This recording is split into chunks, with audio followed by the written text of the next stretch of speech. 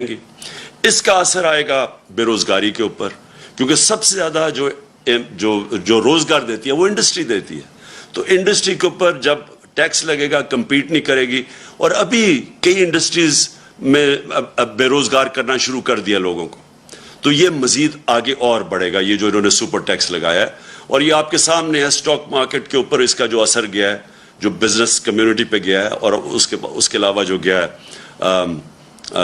روپے کے اوپر. روپیہ پہلے تھوڑا سا سن کے کہ جی باہر سے امداد آ رہی ہے تو اس سے تھوڑا روپیہ جو مضبوط ہوا تھا وہ پھر نیچے چلا گیا. تو اور تیسری چیز جو ہمارا زراعت کے اوپر ملک سارا جو ہمارا ملک تو ڈیپینڈ کرتا ہے اس کا کہ زراعت جب اوپر جاتی ہے تو سارے 60% پاکستان کو فائدہ ہوتا ہے. تو اب انہوں نے جو ڈیزل کے اوپر جو ڈیزل مہنگا ہوا اور جو لوڈ شیڈنگ ہے اس کا سب سے بڑا اثر ہمارے کسانوں پہ پڑنے والا ہے اور اس کی پاکستان کی پیداوار کے اوپر. تو ایک طرف سیلریڈ کلاس، جس سیلریڈ کلاس کو انہوں نے پہلے چھوٹ دی تھی، جو 1 لاکھ روپیہ مہینہ سے زیادہ تنخواہ تھی ان کو پہلے چھوٹ دی، اور 1 لاکھ سے کم یعنی 50,000 روپے کا اب نیچے سلیب لے آئیں، یعنی 1 لاکھ سے 50,000 روپے آ گئے. پہلے انہوں نے کہا تھا کہ 1 لاکھ تک چھوٹ ملے گی. 50,000 روپے مہینے کی بھی ٹیکس آ گیا ہے. 1,00,000 روپے مہینے سے جو زیادہ ہے ان کا ٹیکس ڈبل کر دیا. تو پہلے جو تنخواہ دار طبقہ مشکل میں تھا اس کے اوپر مزید اور ٹیکس بڑھا دیا. اور اس سے کیا ہوگا؟ اس سے لوگ مجبور ہوں گے ٹیکس کی چوری پہ. جو ہم نے اتنی مشکلوں سے پاکستان میں بڑی دیر کے بعد ریکارڈ ٹیکس اکٹھا کیا تھا، اور ریکارڈ ٹیکس اکٹھا کا مطلب یہ کہ کبھی پاکستان سوچ نہیں سکتا تھا. ہمیں تانے دیے جاتے تھے کہ 6,000 ارب روپیہ آپ ٹیکس کیسے اکٹھا کریں گے. اس سے زیادہ ہم نے کیا. اور میں آپ کو گارنٹی کرتا ہوں کہ جو ہم قدم اٹھا رہے تھے، ہم 8,000 ارب اور اس سے بھی آگے جانا تھا اس سے اگلے سال. وہ کیسے؟ ہم وہ جو موجودہ لوگ ہیں انہی کے اوپر بوجھ نہیں ڈالنا چاہتے تھے، ہم ٹیکس بیس بڑھانا چاہتے تھے. اور اس کا طریقہ کیا تھا کہ ہم نے بڑی مشکلوں سے نادرا کے ساتھ مل کے آئیڈینٹیفائی کیا کہ 4 کروڑ 30 لاکھ گھرانے تھے، 4 کروڑ 30 لاکھ جو ٹیکس نہیں دیتے تھے. ان کو ہم نے آرٹیفیشل انٹیلیجنس، یہ ایک نیا طریقہ ہے جس سے آپ ان کی رہن سہن کیسا ہے، ان کے پاس گاڑی ہے، گھر کدھر ہے، یہ ساری چیزیں دیکھ کے ان کی ٹریول کتنی ہے وہ فیڈ کر کے کمپیوٹر میں آرٹیفیشل انٹیلیجنس کے ذریعے ہم نے سب پتہ چل گیا تھا کہ کون کتنا ٹیکس دے سکتا ہے. اور اپریل سے جب ہماری گورنمنٹ گئی ہے ہم نے پورا پلان بنایا ہوا تھا کہ ان کو ہم نے کیسے ٹیکس نیٹ پہ لے کے آنا ہے. اس کا مطلب ہمارا ٹیکس نیٹ بڑھ جانا تھا، اور بجائے انہی لوگوں کے اوپر زیادہ ٹیکس ڈالتے، بلکہ اگر ہم کم بھی ٹیکس کرتے تو کیونکہ وہ نیٹ بڑھ جانا تھا ہمیں ہماری ٹیکس کی آمدنی جو میں سمجھتا ہوں کہ 8,000 سے پھر ہم نے اوپر جانا تھا. پھر ہم نے ایک ٹیکنالوجی کا استعمال کیا، اور یہ سارا ٹیکنالوجی کے ذریعے ہمارا پلان تھا. ہم نے جو ٹریک اینڈ ٹریس سسٹم ہے یہ جو بڑی ہم نے دیکھا کہ شوگر انڈسٹری کے اندر جب تفتیش کی تو جو شوگر انڈسٹری کے اندر کئی مل 70% ڈکلیئر کرتے تھے اپنی سیلز ٹیکس کے لیے کہ کتنی انہوں نے چینی بنائی ہے، باقی 30% وہ آف بکس بیچتے تھے، یعنی سیلز ٹیکس نہیں دیتے تھے. اس کے لیے ہم ٹریک اینڈ ٹریس سسٹم لے کے آئے کہ ایک ایسا سسٹم ہے کہ اس کے ذریعے ہر بوری کے اوپر وہ لگتا ہے، تو بیٹھے ہمیں پتہ چل جاتا ہے کہ کتنا انہوں نے پروڈیوس کیا اور کتنا وہ بیچ رہے ہیں. یعنی یہ جو چوری ہے سیلز ٹیکس کی، اس کو ختم کرنے کے لیے سسٹم لے کے آئے تھے.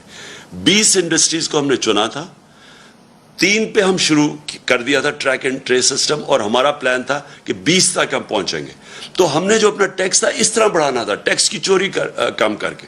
پھر جو ریٹیل سیکٹر، دکانیں جو ہیں اس وقت جو دکانوں کا جو ٹوٹل دکانوں کی جو پیسہ دکانوں سے بنتا ہے، یعنی جو ان کا جو ٹوٹل ٹرن اوور ہے وہ 20,000 ارب روپیہ ہے، اور جو ٹیکس دیتی ہیں دکانیں وہ صرف اس میں سے 4,000 ارب دیتی ہیں.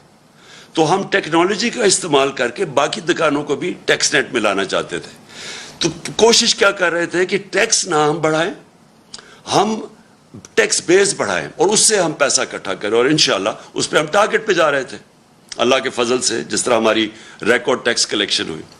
اور کیونکہ ہم نے بوجھ نہیں ڈالا اپنی انڈسٹری کے اوپر ریکارڈ پرفارمنس تھی ہماری انڈسٹری کی, ہماری ریکارڈ ایکسپورٹس تھی. ٹیکسٹائل نے ریکارڈ ایکسپورٹس کی. ٹیکسٹائل سیکٹر جو بند ہو رہا تھا جب ہماری گورنمنٹ آئی ہے, اور پوچھ سکتے ہیں فیصل آباد میں, وہ ٹیکسٹائل میں مزدور نہیں ملتے تھے ٹیکسٹائل انڈسٹری کے لیے, اور اس لیے وہ آگے جا رہی تھی.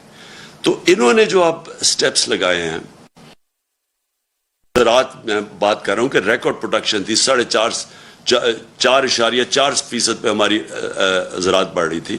اور یہ ساری چیزیں, یہ میں نہیں کہہ رہا, یہ پاکستان کی اکنامک سروے کے اندر تھی. جو ہماری اکنامک سروے کی یہ ریزلٹس ہیں, آپ دیکھ سکتے ہیں, وہ یہ گورنمنٹ نے دی ہے, ہم نے نہیں دی. اس گورنمنٹ نے جو اکنامک سروے ہے اس کے اندر یہ سب کچھ لکھا ہوا ہے. سروس سیکٹر بڑھ رہا تھا, انڈسٹری بڑھ رہی تھی, زراعت بڑھ رہا تھا, آئی ٹی ایکسپورٹس بڑھ رہی تھی, جو فیوچر ہے پاکستان کا ٹیکنالوجی کی, آئی ٹی کا, جو ہم نے بڑے انسینٹیوز دیے تھے. تو ادھر سے انہوں نے آ کے جب سے یہ آئے, پہلے تو پھر سے میں کہتا ہوں تیاری نہیں تھی. مارکیٹ کو پتہ چل گیا ان کی تیاری نہیں ہے. روپے تیزی سے گرنا شروع ہو گیا. 178 روپیہ ڈالر تھا جب انہوں نے نو کانفیڈنس موشن کی ہے. اس کے بعد وہ گر کے آج 210 212 کے قریب ہے. اور اس کی ابھی اثرات آنے ہیں. میں پھر سے آپ کو کہہ رہا ہوں کہ جب روپیہ گرتا ہے تو اور جتنی چیزیں باہر سے لیتی وہ اور مہنگی ہو جاتی ہے. روپیہ گرا, سٹاک مارکیٹ گری, مارکیٹ نے سمجھ گیا ان کا کوئی پلان نہیں ہے, اور اس کے بعد ریکارڈ مہنگائی بھی ہوئی. اور اب یہ جو بجٹ دیا ہے, اس سے آپ یہ سمجھ لیں کہ ابھی مہنگائی نہیں صرف ہونی, صرف اس سے جو تنخواہ دار اور جو موجودہ ٹیکس پیئرز ہیں ان کے اوپر ہی نہیں بوجھ آنا, اس سے ہمارے روزگار کے اوپر فرق ہوگا. یہ بھی میں آپ کو کہہ دوں کہ ہمارا جو روزگار تھا, یہ پیپلز پارٹی اور نون لیگ کی حکومتوں سے سب سے بہتر پرفارمنس تھی روزگار کی. بلکہ جو ورلڈ بینک کی رپورٹ ہے, سارے بر صغیر میں کرونا کے بعد جو ملک میں سب سے زیادہ روزگار تھا اور سب سے کم بے روزگاری تھی, وہ پاکستان تھا. اس سے بے روزگاری بھی بڑھے گی, اور اس سے ہماری انڈسٹری متاثر ہوگی, اس سے ہماری زراعت متاثر ہوگی, اس سے ہمارا جو سیلری طبقہ اس کے اوپر بوجھ پڑے گا. اور میں جو دوسری, اب میرا جو پہلو ہے اس میڈیا کا آپ سے بات کرنے کا, وہ یہ ہے کہ دیکھیں, یہ تو انہوں نے بجٹ کے اندر لوگوں کے اوپر مشکلات آ گئی, لیکن جو انہوں نے جو امینڈمنٹس کی ہیں نیب کے قانون میں, آج ہم سپریم کورٹ میں وہ گئے ہیں اور چیلنج کرنے کے لیے. لیکن اگر یہ خدا نہ خواستہ, اور مجھے پورا اعتماد ہے اپنی عدلیہ کے اوپر کہ وہ یہ ظلم نہیں ہونے دیں گے پاکستان کے اوپر, کیونکہ اگر یہ کامیاب ہو گئے اس چیز پہ, میری آج ایک آپ بات یاد رکھ لیں کہ کوئی پاکستان کو دشمن کی ضرورت نہیں ہے. یہ جو کرنے جا رہے ہیں یہ ملک کی تباہی ہے. دیکھیں, میں اپنی قوم کو جب تک میں زندہ ہوں, میں نبی صلی اللہ علیہ وسلم کی جو حدیث ہے کہ تمہارے سے پہلے بڑی قومیں تباہ ہوئیں, جب بڑا ڈاکو چوری کرتا تھا تو اس کو آپ نہیں پکڑتے تھے اور صرف چھوٹے چور جیل میں جاتے تھے.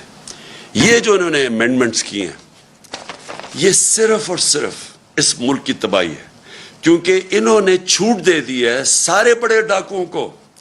آج اگر میں بڑا کرپٹ ہوں تو مجھے انہوں نے امینڈمنٹ کے ذریعے انہوں نے آج مجھے چھوٹ دے دی ہے. میں دل بھر کے ملک کو لوٹوں, لیکن مجھے جو انہوں نے قانون پاس کر دیا مجھے کوئی نہیں اب پکڑ سکے گا. صرف پکڑے جائیں گے چھوٹے چور, اور وہ چور جو بیوقوف ہیں. عقل مند چور وہ چھوٹا بھی بچ جائے گا جو انہوں نے چیزیں کر دی ہیں. میں صرف آپ کو موٹی موٹی چیزیں بتاتا ہوں کہ انہوں نے اپنی چوری بچانے کے لیے کیسے ہمارے سارے ملک کا انصاف کا نظام تباہ کیا ہے. سارا جو احتساب کا نظام ہے اس کی قبر کھود دی ہے انہوں نے. بلکہ انہوں نے پاکستان کے مستقبل کی اس کے سامنے وہ اندھیرے میں آپ. اور میں آپ کو بتاتا ہوں کیا کیا انہوں نے سب سے پہلے یہ کیا کہ اگر میں ہوں سرکاری, میں ایم این ہوں, میں وزیر ہوں, میں وزیر اعظم ہوں, میں بیوروکریٹ ہوں, میں اگر چوری کرتا ہوں اپنی پوزیشن کو, اپنی پبلک پوزیشن کو استعمال کرتے ہوئے میں چوری کرتا ہوں, میں پیسے بناتا ہوں, میں اگر وہ اپنے بیوی بچوں کے نام ڈال دیتا ہوں, دوستوں کے ڈال دیتا ہوں, رشتہ داروں کے نام پہ کر دیتا ہوں, اس نئے قانون کے مطابق مجھے کوئی نہیں پکڑے گا.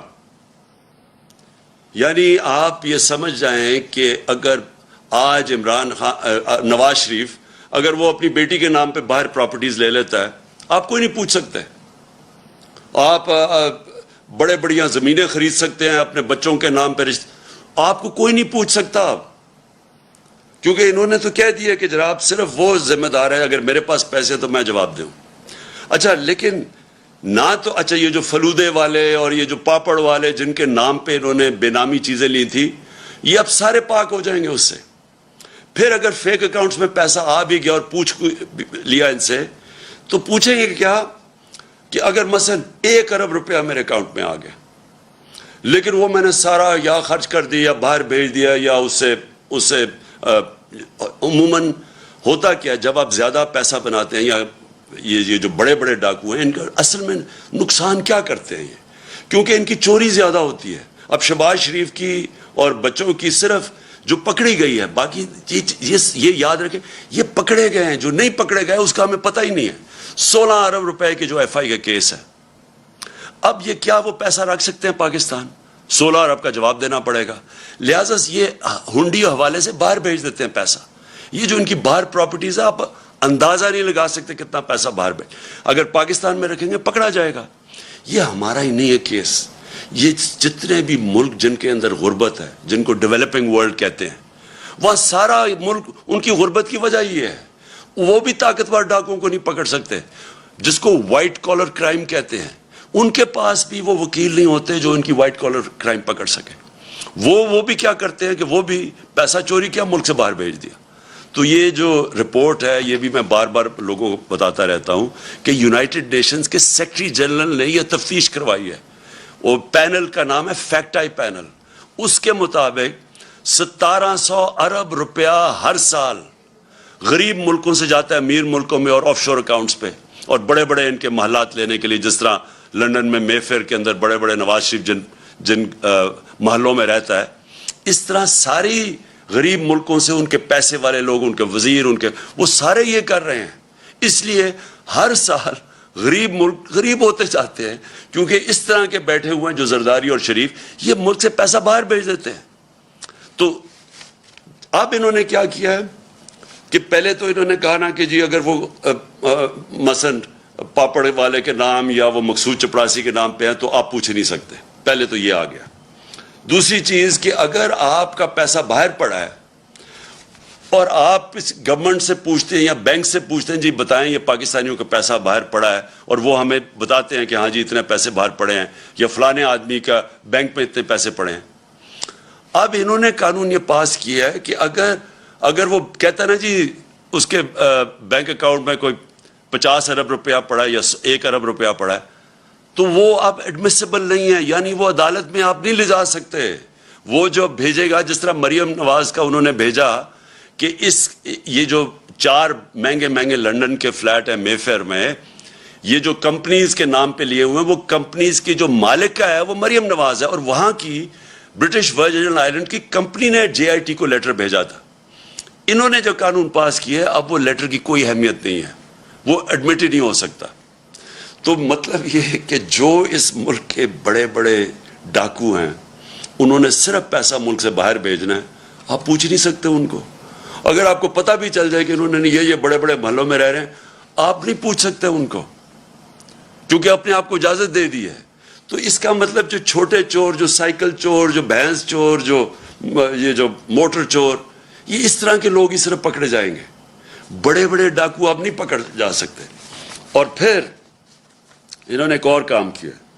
ساری دنیا کے اندر جب پبلک آفس ہولڈر ہوتا ہے, مثلا میں پھر سے میں سرکاری عہدے پہ بیٹھا ہوا ہوں, اور کرپشن کا مطلب کیا ہوتا ہے؟ کرپشن ہوتی تب ہے جب آپ اپنی طاقت کو, جو وزیر, پرائم منسٹر, بیوروکریٹ, جو بھی آپ کی پوزیشن کو استعمال کرتے ہوئے پیسہ بنائیں, اس کو کرپشن کہتے ہیں.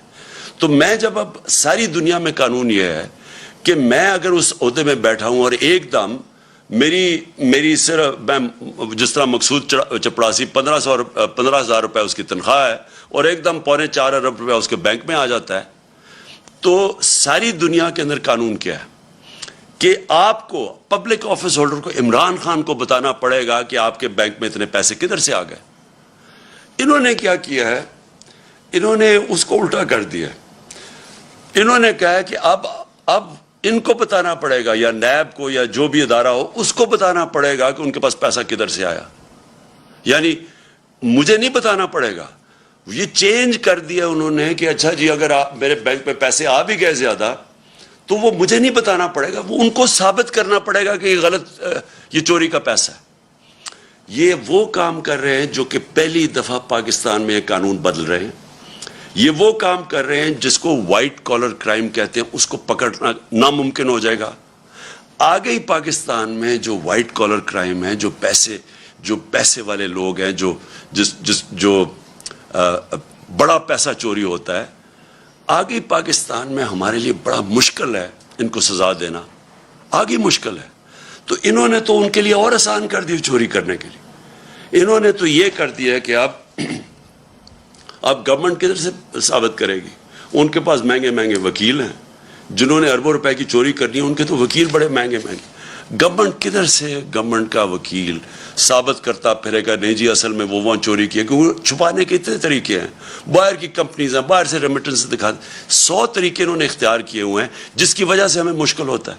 تو اب تو انہوں نے ناممکن ہی کر دیا ہے کہ اب اس کا مطلب کہ اگر یہ سارے جتنے بھی اب گورنمنٹ میں آ کے ہم جتنی مرضی اب ہم چوری کریں, آپ ان کو پکڑ ہی نہیں سکتے. یہ جو انہوں نے کیا ہے, میں آپ کو یقین دلاتا ہوں کہ میری جو ساری سٹرگل آج سے 26 سال پہلے میں نے شروع کی تھی, میں پہلا آدمی تھا جو کرپشن کو مین ایشو لے کے آیا تھا پاکستان میں. کیونکہ میں نے دنیا دیکھی ہوئی تھی, کسی بھی دنیا کا ملک جس کے اندر کرپشن ہوتی ہے, ہائی لیول کی کرپشن, دیکھیں 2 لیول کی کرپشن, ایک تو ہے نا چھوٹے لیول کی کرپشن ہے, پٹواری نے پیسے لے لیے, اس نے لے لیے, تھانے دار نے پیسے لے لیے, ایک تو وہ کرپشن. ایک ہے جب وزیر اور اس کے پرائم منسٹر یا اس کے صدر, جب طاقتور لوگ کرپشن کرتے ہیں وہ زیادہ پیسہ چوری کرتے ہیں. چھوٹے لوگوں کے پاس اتنا زیادہ پیسہ چوری کرنے کی نہیں ہوتے, کئی کرتے بھی ہیں, لیکن اصل جو ملک کو تباہی ہوتی ہے وہ بڑے بڑے لوگ جب پیسہ چوری کرتے ہیں, اور وہ چوری کر کے مجبوری سے پیسہ باہر بھیجنا پڑتا ہے کیونکہ ملک میں پکڑے جائیں گے. اب جب یہ کر دیا انہوں نے, جو ایک نیب جس کا کام تھا کہ ان لوگوں کو پکڑنا, کیونکہ اس کے پاس انہوں نے سارے قانون بنائے ہوئے تھے اس کو پکڑنے کے لیے, انہوں نے وہ سب کچھ ختم کر دیا. اپنے آپ کو بچانے کے لیے انہوں نے ملک کے اندر دروازے کھول دیے چوری کے. اس وقت آپ کسی بھی طاقتور کو نہیں پکڑ سکتے جو بڑی پیسے چوری کرے. اور پہلے ہی جس طرح میں نے کہا مشکل تھا, لیکن ایک اور کام کیا انہوں نے ایک اور کام کیا ہے کہ یہ جو قانون بنایا ہے یہ 99 سے بنایا ہے.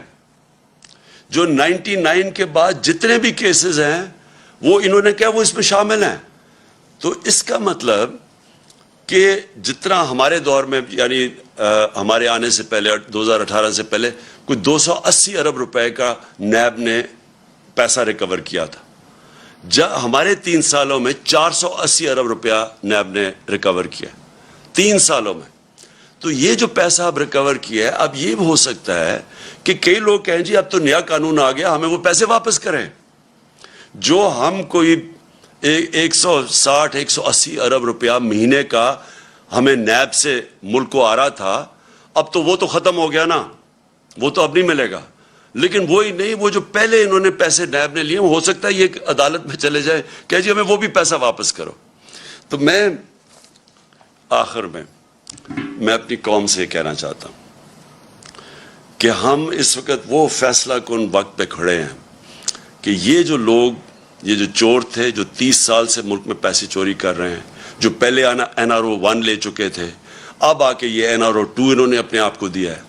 ہم نے جس طرح کہا سپریم کورٹ میں ہم چیلنج تو کر رہے ہیں, لیکن اگر یہ کامیاب ہو جاتے اور یہ قانون رہ جاتے, آپ یہ سمجھ جائیں کہ پاکستان ایک بنانا ریپبلک بن جائے گا. ابھی تو ہم کہتے ہیں نا بننے جا رہے ہیں. بنانا ریپبلک کیا ہوتا ہے؟ بنانا ریپبلک وہ ہوتا ہے جدھر طاقتور کے لیے ایک قانون ہوتا ہے اور کمزور کے لیے دوسرا. بنانا ریپبلک وہ ہوتا ہے جدھر رول آف لا نہیں ہوتا, یعنی قانون کی حکمرانی نہیں ہوتی, مائٹ از رائٹ ہوتی ہے, جس کی طاقت وہ جو مرضی کر لے. ادھر جا رہا ہے پاکستان. ایک طرف ہم نے ٹیکس لگا دیے لوگوں کے اوپر, تنخواہ دار لوگوں کے اوپر, اپنی کارپوریٹ کے اوپر ٹیکس لگا دیے, کسانوں کے اور عام آدمی کے لیے ڈیزل, پٹرول, بجلی وہاں تک پہنچا دیا ہے کہ ان کے لیے اب مشکل ہوگا گزارا کرنا. دوسری طرف جو سب سے بڑے طاقتور ڈاکو ہیں اس ملک میں, جنہوں نے 30 سال سے لوٹ رہے ہیں ملک کو, جن کے پاس اربوں روپے کی پراپرٹیز باہر ہیں, ان لوگوں کو 1100 ارب روپیہ معاف کر دیا ہے. ٹیکس لگا رہے ہیں, ہم نے کتنے ٹیکس, انہوں نے ایکسٹرا IMF کے کہنے پہ ٹیکس لگائے ہیں, تو وہ جو لوگ لوٹ رہے تھے ملک کو 1100 ارب روپیہ ان کا معاف کر دیا ہے اس نیب امینڈمنٹ نے. 1100 ارب روپیہ. ذرا ذہن میں ڈال لیں کہ یہ پیسہ پاکستان کا پیسہ تھا جو چوری ہوا ہے.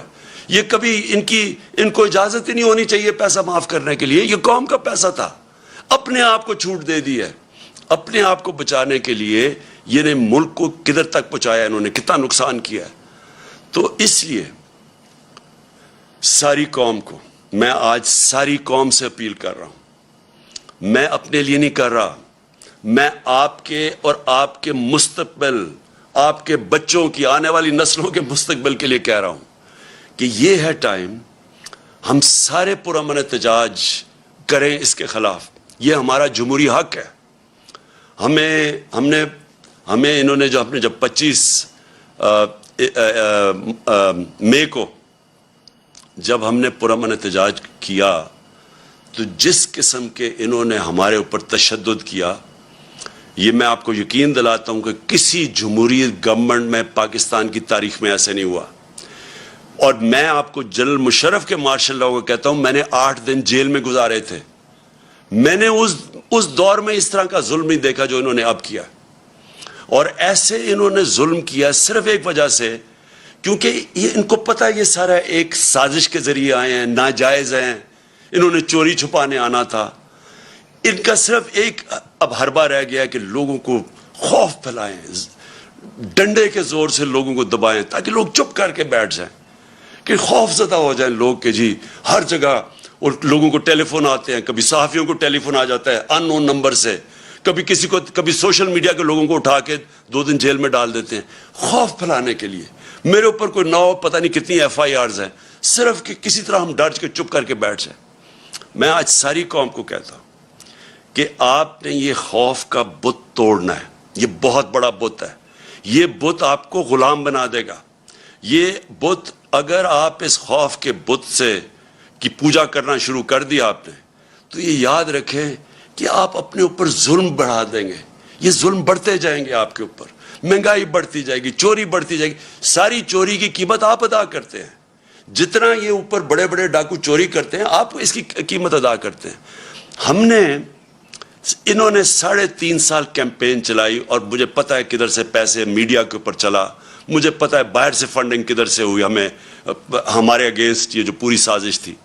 آپ یہ دیکھیں کہ آخری 2 سال میں, 17 سال میں جو سب سے زیادہ پاکستان کی 17 سال کے بعد, اس کے باوجود کہ بینکرپٹ ملا تھا, دیوالیہ نکلا ہوا تھا, اس کے باوجود کرونا ہوا تھا, اس کے باوجود آخری 2 سال میں 17 سال کے بعد سب سے زیادہ گروتھ ریٹ تھی ہماری, یعنی ڈیولپمنٹ تھی.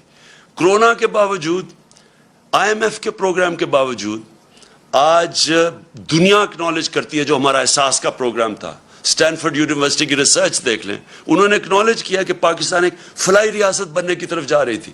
یہ ہم نہیں کہہ رہے تھے, یہ باہر کی دنیا اکنالج کر رہی ہے. ہمارا جو کلائمیٹ چینج کا پروگرام تھا, دنیا اکنالج کر رہی تھی. 10 ڈیمز ہم نے پہلی دفعہ شروع کیا کہ پاکستان کے آگے مستقبل کا سوچا جائے.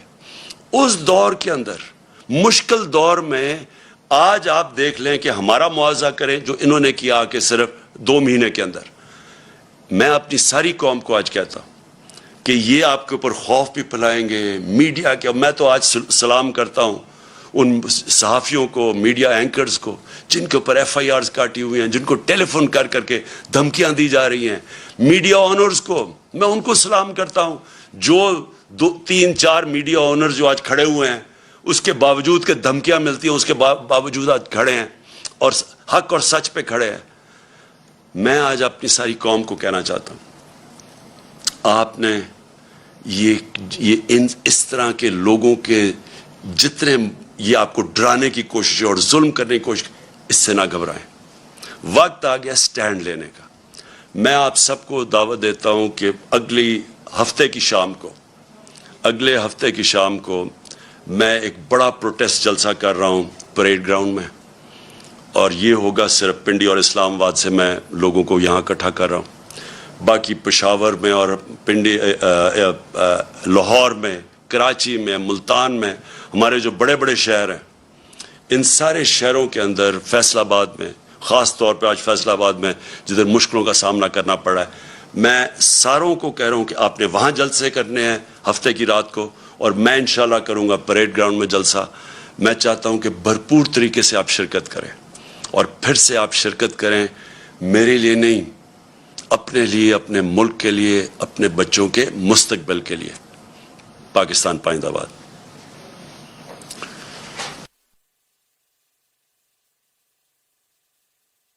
وہ آپ کو بتائیں گے، لیکن میں آپ کو صرف ایک بجٹ میں جو آپ اس ملک کے اوپر آگے کیا اثر ہوگا، اور دوسرا جو سب سے خطرناک چیز ہوئی ہے اس ملک کے ساتھ، اس کے اوپر بات کروں گا. جو انہوں نے نیب کی امینڈمنٹس کے نام پہ ہمارے پاکستان کو ادھر یہ لے گئے ہیں کہ مجھے خوف ہے کہ یہ ایک جو کہتے ہیں نا فیلڈ سٹیٹ، ایک ملک جو تباہی کی طرف انہوں نے دھکیل دیا ہے. وہ میں صرف دو چیزوں کے اوپر آج بات کروں گا.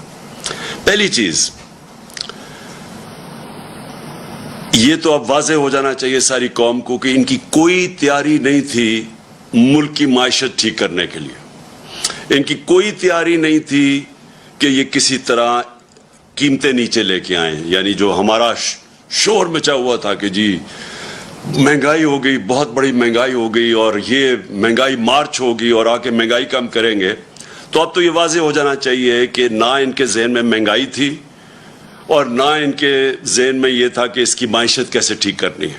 ان کے صرف ذہن پہ ایک چیز سوار تھی کہ کیسے جو انہوں نے اتنی محنت سے دوسری باری، پہلے N R O general Musharraf دے چکا تھا، معاف کر چکا تھا سارے جو انہوں نے چوری کی تھی اپنے 90 کی دہائی میں، جب دو دفعہ ان کی حکومتیں کرپشن پہ گئی تھیں، تو وہ تو معاف ہو گئی تھی. انہوں نے کیسے جو پچھلے 10 سال میں انہوں نے ملک کو مقروض کیا اور خود اربوں پتی بن گئے، اور ان کے باہر پیسہ بینکوں کے اندر اور محلات پہ، تو وہ کیسے معاف کروانا تھا. تو ساری ان کی کوشش وہ تھی. تو لہٰذا اس کے اوپر میں بعد میں آؤں گا، لیکن پہلے میں صرف آپ کو کہہ دوں کہ پہلے تو کبھی پاکستان کی تاریخ میں ہم نے نہیں سنا پروویژنل بجٹ. یہ کبھی ہم نے نہیں سنا کہ یہ کوئی عارضی بجٹ آ رہا ہے.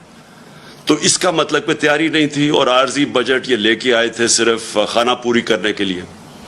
اس کے بعد اس سے پہلے انہوں نے قیمتیں بڑھا چکے تھے. آپ کو پتا ہے تیل کی قیمت، ڈیزل اور پیٹرول کی قیمت اور بجلی کی قیمت آسمانوں پہ چلی گئی تھی، جس سے باقی ساری اور قیمتیں اوپر چلی گئی تھیں. تو اب اس کے بعد یہ ایک اور بجٹ لے کے آئے ہیں. اب اس بجٹ میں میں صرف آپ کو موٹی بات کرتا ہوں. سب سے پہلے انہوں نے کیا کیا؟ انہوں نے سب سے پہلے جو عام آدمی ہے اس کا تو معاشی قتل کر دیا. جتنی انہوں نے قیمتیں بڑھائی ہیں پیٹرول کی اور ڈیزل کی اور بجلی کی، یہ ابھی یہاں رکیں گی نہیں. پہلے تو اتنی کبھی قیمتیں بڑھی نہیں ہیں. اس کے بعد انہوں نے ایک پیٹرولیم لیوی لے کے آئے ہیں جو 50 روپے پر لیٹر ہے. یہ اب انہوں نے مزید اس کے یہ قیمت اور بڑھانی ہے. تو یہ ابھی یہاں رکنی نہیں ہے. یہ ابھی جب قیمتیں بڑھیں گی تو سب سے پہلے یاد رکھیں کہ عام آدمی جس کے مشکل سے آج کل کی انٹرنیشنل مہنگائی ہے، یہ سب مانتے ہیں کرونا کی وجہ سے ایک انٹرنیشنل عالمی مہنگائی ہے، تو ایک تو پہلے وہ مشکل میں تھے. اب انہوں نے جو مزید اور ان کے اوپر بوجھ ڈالا ہے، پہلے تو اور بوجھ پڑا ہے اور اب مزید اور بوجھ پڑے گا. دوسرا، انہوں نے جو کارپوریٹ ٹیکس لگایا، جو انہوں نے سپر ٹیکس لگایا، اب یہ سپر ٹیکس کی وجہ سے ہمارا جو اس وقت جو کارپوریٹ کا ٹیکس ہے وہ چلا جائے گا 39% پہ، 39%. جبکہ ہندوستان اور بنگلہ دیش جو یاد رکھیں مقابلہ کرتے ہیں، ہم چیزیں جو بیچتے ہیں دنیا میں، ہمارے جو کمپیٹیٹرز ہیں جن سے ہم مقابلہ کرتے ہیں وہ ہندوستان اور بنگلہ دیش ہے. ان کے 25% ہے. اب اس کا مطلب کہ ہماری چیزیں جب آپ یہ ٹیکس لگائیں گے تو ہماری چیزیں مہنگی ہو جائیں گی. اوپر سے بجلی ویسے مہنگی ہو گئی, گیس 45% ویسے مہنگی ہو گئی, اور جو ڈیزل اور پٹرول, کیونکہ ڈیزل اس لیے کیونکہ لوڈ شیڈنگ اتنی زیادہ ہے, لوڈ شیڈنگ کی وجہ سے انڈسٹری کو چلانی پڑتی ہے جنریٹرز پہ, تو وہ سارا جو اب ان کا جو کاسٹ ہوگا جو چیزیں بنانے کی, مینوفیکچر کرنے کی, وہ مہنگی ہو جائیں گی. اس کا اثر آئے گا بے روزگاری کے اوپر, کیونکہ سب سے زیادہ جو روزگار دیتی ہے وہ انڈسٹری دیتی ہے. تو انڈسٹری کے اوپر جب ٹیکس لگے گا, کمپیٹ نہیں کرے گی, اور ابھی کئی انڈسٹریز میں بے روزگار کرنا شروع کر دیا لوگوں کو, تو یہ مزید آگے اور بڑھے گا, یہ جو انہوں نے سپر ٹیکس لگایا ہے. اور یہ آپ کے سامنے ہے اسٹاک مارکیٹ کے اوپر اس کا جو اثر گیا ہے, جو بزنس کمیونٹی پہ گیا ہے, اور اس کے علاوہ جو گیا ہے روپے کے اوپر. روپیہ پہلے تھوڑا سا سن کے کہ جی باہر سے امداد آ رہی ہے تو اس سے تھوڑا روپیہ جو مضبوط ہوا تھا وہ پھر نیچے چلا گیا. تو اور تیسری چیز جو ہمارا زراعت کے اوپر ملک, سارا جو ہمارا ملک تو ڈپینڈ کرتا ہے اس کا, کہ زراعت جب اوپر جاتی ہے تو سارے 60% پاکستان کو فائدہ ہوتا ہے. تو اب انہوں نے جو ڈیزل کے اوپر, جو ڈیزل مہنگا ہوا اور جو لوڈ شیڈنگ ہے, اس کا سب سے بڑا اثر ہمارے کسانوں پہ پڑنے والا ہے, اور اس کی پاکستان کی پیداوار کے اوپر. تو ایک طرف سیلریڈ کلاس, جس سیلریڈ کلاس کو انہوں نے پہلے چھوٹ دی تھی, جو 1 لاکھ روپیہ مہینہ سے زیادہ تنخواہ تھی, ان کو پہلے چھوٹ دی, اور 1 لاکھ سے کم یعنی 50,000 روپے کا اب نیچے سلیب لے آئیں, یعنی 1 لاکھ سے 50,000 روپے آ گئے. پہلے انہوں نے کہا تھا کہ 1 لاکھ تک چھوٹ ملے گی, 50,000 روپے مہینے کی بھی ٹیکس آ گیا ہے. 1,00,000 روپے مہینے سے جو زیادہ ہے ان کا ٹیکس ڈبل کر دیا. تو پہلے جو تنخواہ دار طبقہ مشکل میں تھا اس کے اوپر مزید اور ٹیکس بڑھا دیا. اور اس سے کیا ہوگا؟ اس سے لوگ مجبور ہوں گے ٹیکس کی چوری پہ. جو ہم نے اتنی مشکلوں سے پاکستان میں بڑی دیر کے بعد ریکارڈ ٹیکس اکٹھا کیا تھا, اور ریکارڈ ٹیکس اکٹھا کا مطلب یہ کہ کبھی پاکستان سوچ نہیں سکتا تھا, ہمیں تانے دیے جاتے تھے کہ 6,000 ارب روپیہ آپ ٹیکس کیسے اکٹھا کریں گے, اس سے زیادہ ہم نے کیا. اور میں آپ کو گارنٹی کرتا ہوں کہ جو ہم قدم اٹھا رہے تھے, ہم 8,000 ارب اور اس سے بھی آگے جانا تھا اس سے اگلے سال. وہ کیسے؟ ہم وہ جو موجودہ لوگ ہیں انہی کے اوپر بوجھ نہیں ڈالنا چاہتے تھے, ہم ٹیکس بیس بڑھانا چاہتے تھے. اور اس کا طریقہ کیا تھا کہ ہم نے بڑی مشکلوں سے نادرا کے ساتھ مل کے آئیڈینٹیفائی کیا کہ 4 کروڑ 30 لاکھ گھرانے تھے, 4 کروڑ 30 لاکھ جو ٹیکس نہیں دیتے تھے. ان کو ہم نے آرٹیفیشل انٹیلیجنس, یہ ایک نیا طریقہ ہے جس سے آپ ان کی رہن سہن کیسا ہے, ان کے پاس گاڑی ہے, گھر کدھر ہے, یہ ساری چیزیں دیکھ کے, ان کی ٹریول کتنی ہے, وہ فیڈ کر کے کمپیوٹر میں آرٹیفیشل انٹیلیجنس کے ذریعے ہم نے سب پتہ چل گیا تھا کہ کون کتنا ٹیکس دے سکتا ہے. اور اپریل سے جب ہماری گورنمنٹ گئی ہے, ہم نے پورا پلان بنایا ہوا تھا کہ ان کو ہم نے کیسے ٹیکس نیٹ پہ لے کے آنا ہے. اس کا مطلب ہمارا ٹیکس نیٹ بڑھ جانا تھا, اور بجائے انہی لوگوں کے اوپر زیادہ ٹیکس ڈالتے, بلکہ اگر ہم کم بھی ٹیکس کرتے تو کیونکہ وہ نیٹ بڑھ جانا تھا, ہمیں ہماری ٹیکس کی آمدنی جو میں سمجھتا ہوں کہ 8,000 سے پھر ہم نے اوپر جانا تھا. پھر ہم نے ایک ٹیکنالوجی کا استعمال کیا, اور یہ سارا ٹیکنالوجی کے ذریعے ہمارا پلان تھا.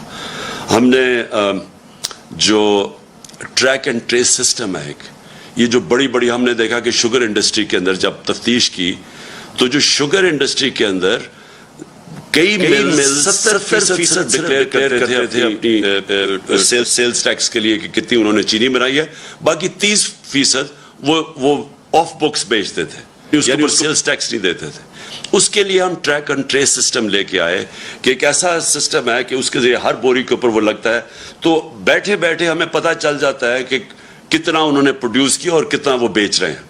یعنی یہ جو چوری ہے سیلز ٹیکس کی, اس کو ختم کرنے کے لیے سسٹم لے کے آئے تھے. 20 انڈسٹریز کو ہم نے چنا تھا, 3 پہ ہم شروع کر دیا تھا ٹریک اینڈ ٹریس سسٹم, اور ہمارا پلان تھا کہ 20 تک ہم پہنچیں گے. تو ہم نے جو اپنا ٹیکس تھا اس طرح بڑھانا تھا, ٹیکس کی چوری کم کر کے.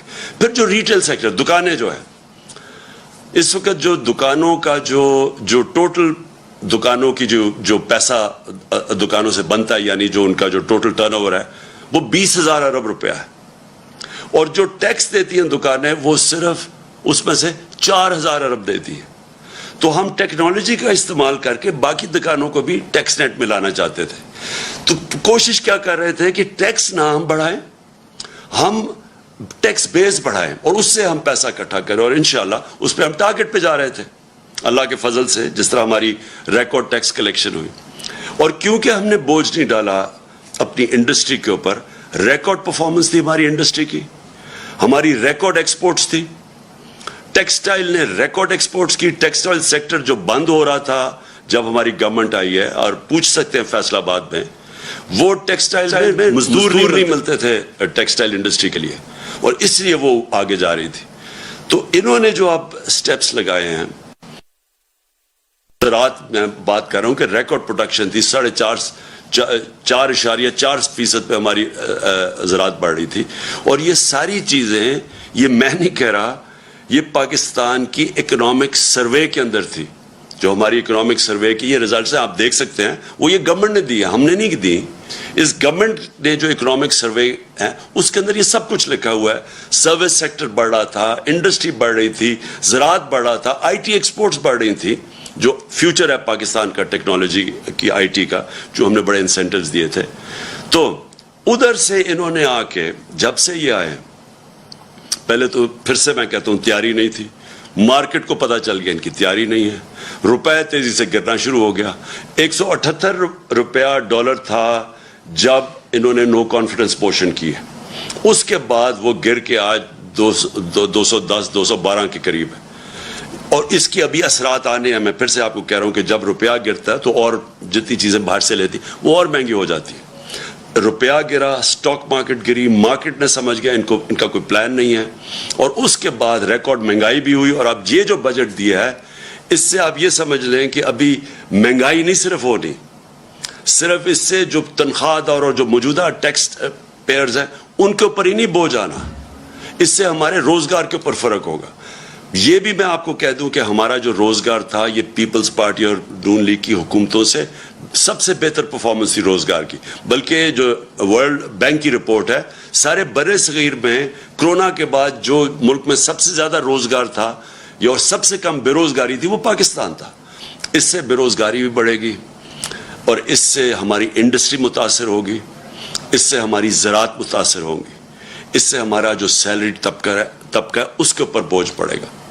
और मैं जो दूसरी, अब मेरा जो पहलू है इस मीडिया का आपसे बात करने का, वो ये है कि देखें, ये तो इन्होंने बजट के अंदर लोगों के ऊपर मुश्किलात आ गई, लेकिन जो इन्होंने जो अमेंडमेंट्स की हैं नैब के कानून में, आज हम सुप्रीम कोर्ट में वो गए हैं और चैलेंज करने के लिए।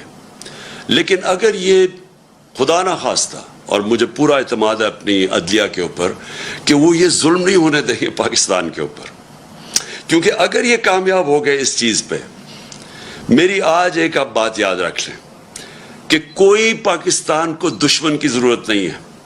ये जो करने जा रहे हैं ये मुल्क की तबाही है। देखिए, मैं अपनी कौम को, जब तक मैं जिंदा हूं, मैं नबी सल्लल्लाहु अलैहि वसल्लम की जो हदीस है कि तुम्हारे से पहले बड़ी कौमें तबाह हुई, जब बड़ा डाकू चोरी करता था तो उसको आप नहीं पकड़ते थे और सिर्फ छोटे चोर जेल में जाते थे। ये जो इन्होंने अमेंडमेंट्स किए हैं, ये सिर्फ और सिर्फ इस मुल्क की तबाही है, क्योंकि इन्होंने छूट दे दी है सारे बड़े डाकुओं को।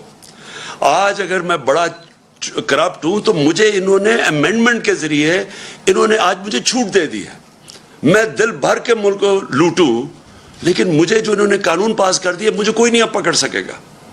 सिर्फ पकड़े जाएंगे छोटे चोर, और वो चोर जो बेवकूफ है।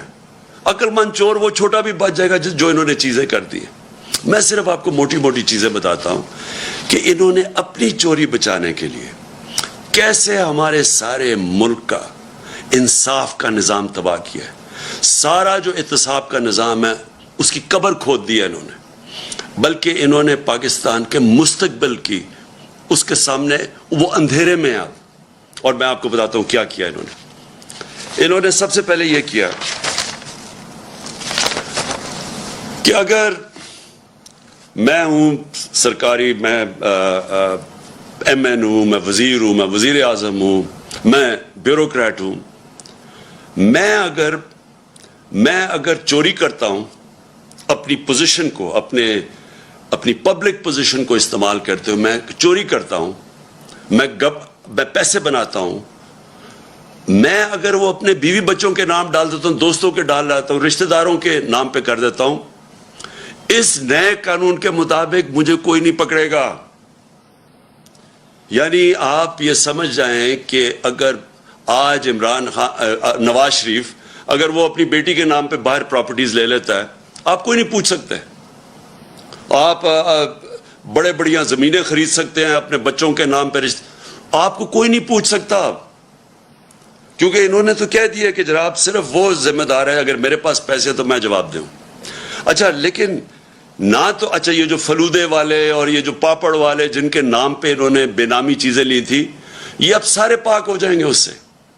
پھر اگر فیک اکاؤنٹس میں پیسہ آ بھی گیا اور پوچھ لیا ان سے، تو پوچھیں گے کیا کہ اگر مثلا 1 ارب روپیہ میرے اکاؤنٹ میں آ گیا لیکن وہ میں نے سارا یا خرچ کر دیا یا باہر بھیج دیا یا اس سے عموماً ہوتا کیا جب آپ زیادہ پیسہ بناتے ہیں یا یہ جو بڑے بڑے ڈاکو ہیں ان کا اصل میں نقصان کیا کرتے ہیں کیونکہ ان کی چوری زیادہ ہوتی ہے. اب شہباز شریف کی اور بچوں کی صرف جو پکڑی گئی ہے، باقی یہ یاد رکھیں یہ پکڑے گئے ہیں، جو نہیں پکڑے گئے اس کا ہمیں پتہ ہی نہیں ہے.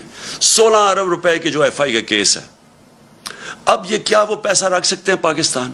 16 ارب کا جواب دینا پڑے گا، لہٰذا یہ ہنڈی حوالے سے باہر بھیج دیتے ہیں پیسہ. یہ جو ان کی باہر پراپرٹیز ہے آپ اندازہ نہیں لگا سکتے کتنا پیسہ باہر بھیج، اگر پاکستان میں رکھیں گے پکڑا جائے گا. یہ ہمارا ہی نہیں ہے کیس، یہ جتنے بھی ملک جن کے اندر غربت ہے، جن کو ڈیولپنگ ورلڈ کہتے ہیں، وہاں سارا ملک ان کی غربت کی وجہ یہ ہے. وہ بھی طاقتور ڈاکوں کو نہیں پکڑ سکتے جس کو وائٹ کالر کرائم کہتے ہیں. ان کے پاس بھی وہ وکیل نہیں ہوتے جو ان کی وائٹ کالر کرائم پکڑ سکے. وہ بھی کیا کرتے ہیں کہ وہ بھی پیسہ چوری کیا ملک سے باہر بھیج دیا. تو یہ جو رپورٹ ہے یہ بھی میں بار بار لوگوں کو بتاتا رہتا ہوں کہ یونائٹڈ نیشنز کے سیکرٹری جنرل نے یہ تفتیش کروائی ہے. وہ پینل کا نام ہے فیکٹ آئی پینل. اس کے مطابق 1700 ارب روپیہ ہر سال غریب ملکوں سے جاتا ہے امیر ملکوں میں اور آف شور اکاؤنٹس پہ، اور بڑے بڑے ان کے محلات لینے کے لیے، جس طرح لندن میں مے فیئر کے اندر بڑے بڑے نواز شریف جن محلوں میں رہتا ہے، اس طرح ساری غریب ملکوں سے ان کے پیسے والے لوگ، ان کے وزیر، وہ سارے یہ کر رہے ہیں. اس لیے ہر سال غریب ملک غریب ہوتے جاتے ہیں کیونکہ اس طرح کے بیٹھے ہوئے ہیں جو زرداری اور شریف، یہ ملک سے پیسہ باہر بھیج دیتے ہیں. تو اب انہوں نے کیا کیا ہے کہ پہلے تو انہوں نے کہا نا کہ جی اگر وہ مثلا پاپڑ والے کے نام یا وہ مقصود چپڑاسی کے نام پہ ہیں تو آپ پوچھ نہیں سکتے. پہلے تو یہ آ گیا. دوسری چیز کہ اگر آپ کا پیسہ باہر پڑا ہے اور آپ اس گورنمنٹ سے پوچھتے ہیں یا بینک سے پوچھتے ہیں جی بتائیں یہ پاکستانیوں کا پیسہ باہر پڑا ہے، اور وہ ہمیں بتاتے ہیں کہ ہاں جی اتنے پیسے باہر پڑے ہیں یا فلانے آدمی کا بینک میں اتنے پیسے پڑے ہیں. اب انہوں نے قانون یہ پاس کیا ہے کہ اگر وہ کہتا ہے نا جی اس کے بینک اکاؤنٹ میں کوئی 50 ارب روپیہ پڑا ہے یا 1 ارب روپیہ پڑا ہے تو وہ اب ایڈمیسیبل نہیں ہے، یعنی وہ عدالت میں آپ نہیں لے جا سکتے. وہ جو بھیجے گا، جس طرح مریم نواز کا انہوں نے بھیجا کہ یہ جو 4 مہنگے لندن کے فلیٹ ہیں مے فیئر میں، یہ جو کمپنیز کے نام پہ لیے ہوئے ہیں، وہ کمپنیز کی جو مالک کا ہے وہ مریم نواز ہے، اور وہاں کی برٹش ورجن آئلینڈ کی کمپنی نے جے آئی ٹی کو لیٹر بھیجا تھا. انہوں نے جو قانون پاس کیا ہے اب وہ لیٹر کی کوئی اہمیت نہیں ہے، وہ ایڈمٹ ہی نہیں ہو سکتا. تو مطلب یہ ہے کہ جو اس ملک کے بڑے بڑے ڈاکو ہیں انہوں نے صرف پیسہ ملک سے باہر بھیجنا ہے، آپ پوچھ نہیں سکتے ان کو. اگر آپ کو پتہ بھی چل جائے کہ انہوں نے یہ بڑے بڑے محلوں میں رہ رہے ہیں، آپ نہیں پوچھ سکتے ان کو کیونکہ اپنے آپ کو اجازت دے دی ہے. تو اس کا مطلب جو چھوٹے چور، جو سائیکل چور، جو بھینس چور، یہ جو موٹر چور، یہ اس طرح کے لوگ ہی صرف پکڑے جائیں گے. بڑے بڑے ڈاکو آپ نہیں پکڑ جا سکتے. اور پھر انہوں نے ایک اور کام کیا. ساری دنیا کے اندر جب پبلک آفس ہولڈر ہوتا ہے، مثلا میں सरकारी ओहदे पे बैठा हुआ हूँ। और करप्शन का मतलब क्या होता है? करप्शन होती तब है जब आप अपनी ताकत को, जो वजीर, प्राइम मिनिस्टर, ब्यूरोक्रेट, जो भी आपकी पोजीशन को इस्तेमाल करते हुए पैसा बनाए, इसको करप्शन कहते हैं।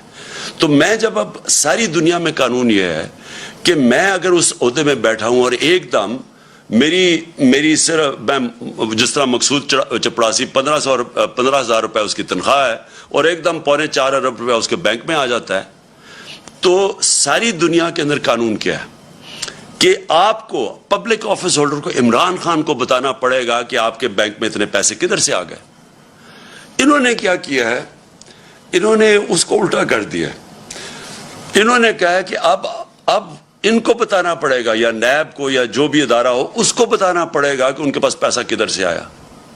यानी मुझे नहीं बताना पड़ेगा।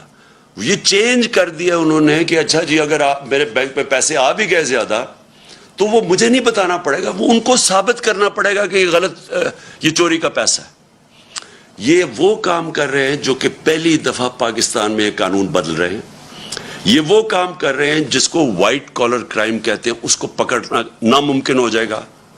आगे ही पाकिस्तान में जो व्हाइट कॉलर क्राइम है, जो पैसे वाले लोग हैं, जो बड़ा पैसा चोरी होता है, आगे पाकिस्तान में हमारे लिए बड़ा मुश्किल है इनको सजा देना, आगे मुश्किल है। तो इन्होंने तो उनके लिए और आसान कर दिया चोरी करने के लिए। इन्होंने तो ये कर दिया है कि अब गवर्नमेंट किधर से साबित करेगी? उनके पास महंगे महंगे वकील हैं, जिन्होंने अरबों रुपए की चोरी करनी है, उनके तो वकील बड़े महंगे महंगे। गवर्नमेंट किधर से, गवर्नमेंट का वकील साबित करता फिरेगा नहीं जी असल में वो वहां चोरी किया, क्योंकि छुपाने के इतने तरीके हैं। बाहर की कंपनीज हैं, बाहर से रेमिटेंस दिखा, 100 तरीके इन्होंने इख्तियार किए हुए हैं, जिसकी वजह से हमें मुश्किल होता है। तो अब तो इन्होंने नामुमकिन ही कर दिया है कि अब इसका मतलब कि अगर ये सारे जितने भी अब गवर्नमेंट में आके हम जितनी मर्जी अब हम चोरी करें, आप इनको पकड़ ही नहीं सकते। ये जो इन्होंने किया है, मैं आपको यकीन दिलाता हूं कि मेरी जो सारी स्ट्रगल आज से 26 साल पहले मैंने शुरू की थी, मैं पहला आदमी था जो करप्शन को मेन इशू लेके आया था पाकिस्तान में। क्योंकि मैंने दुनिया देखी हुई थी, किसी भी दुनिया का मुल्क जिसके अंदर करप्शन होती है, हाई लेवल की करप्शन, देखिए 2 लेवल की करप्शन, एक तो ना छोटे लेवल की करप्शन है, पटवारी ने पैसे ले लिए, उसने ले लिए, थानेदार ने पैसे ले लिए, एक तो वो करप्शन। एक है जब वजीर और उसके प्राइम मिनिस्टर या उसके सदर, जब ताकतवर लोग करप्शन करते हैं, वो ज्यादा पैसा चोरी करते हैं। छोटे लोगों के पास इतना ज्यादा पैसा चोरी करने की होती नहीं, होते हैं कई, करते भी हैं, लेकिन असल जो मुल्क की तबाही होती है वो बड़े बड़े लोग जब पैसा चोरी करते हैं, और वो चोरी करके मजबूरी से पैसा बाहर भेजना पड़ता है क्योंकि मुल्क में पकड़े जाएंगे। अब जब ये कर दिया इन्होंने, जो एक नैब जिसका काम था कि इन लोगों को पकड़ना, क्योंकि उसके पास उन्होंने सारे कानून बनाए हुए थे उसको पकड़ने के लिए, इन्होंने वो सब कुछ खत्म कर दिया। अपने आप को बचाने के लिए इन्होंने मुल्क के अंदर दरवाजे खोल दिए चोरी के। इस वक्त आप किसी भी ताकतवर को नहीं पकड़ सकते जो बड़ी पैसे चोरी करे। और पहले ही जिस तरह मैंने कहा मुश्किल था, लेकिन एक और काम किया इन्होंने एक और काम किया है कि ये जो कानून बनाया है ये 99 से बनाया है। जो 99 के बाद जितने भी केसेस हैं वो इन्होंने क्या वो इसमें शामिल हैं। तो इसका मतलब कि जितना हमारे दौर में, यानी हमारे आने से पहले 2018 से पहले कोई 280 अरब रुपए का नैब ने पैसा रिकवर किया था, जब हमारे 3 सालों में 480 अरब रुपया नैब ने रिकवर किया 3 सालों में। तो ये जो पैसा अब रिकवर किया है, अब ये हो सकता है कि कई लोग कहें जी अब तो नया कानून आ गया, हमें वो पैसे वापस करें। जो हम कोई 160-180 अरब रुपया महीने का हमें नैब से मुल्क को आ रहा था, अब तो वो तो खत्म हो गया ना, वो तो अब नहीं मिलेगा। लेकिन वो ही नहीं, वो जो पहले इन्होंने पैसे नैब ने लिए, हो सकता है ये अदालत में चले जाए, कह जी हमें वो भी पैसा वापस करो। तो मैं आखिर में मैं अपनी कौम से कहना चाहता हूं कि हम इस वक्त वो फैसला कुन वक्त पे खड़े हैं कि ये जो लोग, ये जो चोर थे जो 30 साल से मुल्क में पैसे चोरी कर रहे हैं, जो पहले NRO 1 ले चुके थे, اب آ کے یہ NRO 2 انہوں نے اپنے آپ کو دیا ہے. ہم نے جس طرح کہا سپریم کورٹ میں ہم چیلنج تو کر رہے ہیں, لیکن اگر یہ کامیاب ہو جاتے ہیں اور یہ قانون رہ جاتے ہیں, آپ یہ سمجھ جائیں کہ پاکستان ایک بنانا ریپبلک بن جائے گا. ابھی تو ہم کہتے ہیں نا بننے جا رہے ہیں. بنانا ریپبلک کیا ہوتا ہے؟ بنانا ریپبلک وہ ہوتا ہے جدھر طاقتور کے لیے ایک قانون ہوتا ہے اور کمزور کے لیے دوسرا. بنانا ریپبلک وہ ہوتا ہے جدھر رول آف لا نہیں ہوتا, یعنی قانون کی حکمرانی نہیں ہوتی, مائٹ از رائٹ ہوتی ہے, جس کی طاقت وہ جو مرضی کر لے. ادھر جا رہا ہے پاکستان. ایک طرف ہم نے ٹیکس لگا دیے لوگوں کے اوپر, تنخواہ دار لوگوں کے اوپر, اپنی کارپوریٹ کے اوپر ٹیکس لگا دیے, کسانوں کے اور عام آدمی کے لیے ڈیزل, پٹرول, بجلی وہاں تک پہنچا دیا ہے کہ ان کے لیے اب مشکل ہوگا گزارا کرنا. دوسری طرف جو سب سے بڑے طاقتور ڈاکو ہیں اس ملک میں, جنہوں نے 30 سال سے لوٹ رہے ہیں ملک کو, جن کے پاس اربوں روپے کی پراپرٹیز باہر ہیں, ان لوگوں کو 1100 ارب روپیہ معاف کر دیا ہے. ٹیکس لگا رہے ہیں یہ ہم نے کتنے ٹیکس, انہوں نے ایکسٹرا IMF کے کہنے پہ ٹیکس لگائے ہیں. تو وہ جو لوگ لوٹ رہے تھے ملک کو, 1100 ارب روپیہ ان کا معاف کر دیا ہے اس نیب امینڈمنٹ نے. 1100 ارب روپیہ. ذرا ذہن میں ڈال لیں کہ یہ پیسہ پاکستان کا پیسہ تھا جو چوری ہوا ہے. یہ کبھی ان کو اجازت ہی نہیں ہونی چاہیے پیسہ معاف کرنے کے لیے. یہ قوم کا پیسہ تھا, اپنے آپ کو چھوٹ دے دی ہے. اپنے آپ کو بچانے کے لیے یہ نے ملک کو کدھر تک پہنچایا, انہوں نے کتنا نقصان کیا ہے. تو اس لیے ساری قوم کو, میں آج ساری قوم سے اپیل کر رہا ہوں. میں اپنے لیے نہیں کر رہا, میں آپ کے اور آپ کے مستقبل, آپ کے بچوں کی, آنے والی نسلوں کے مستقبل کے لیے کہہ رہا ہوں کہ یہ ہے ٹائم ہم سارے پرامن احتجاج کریں اس کے خلاف. یہ ہمارا جمہوری حق ہے. ہمیں انہوں نے جب 25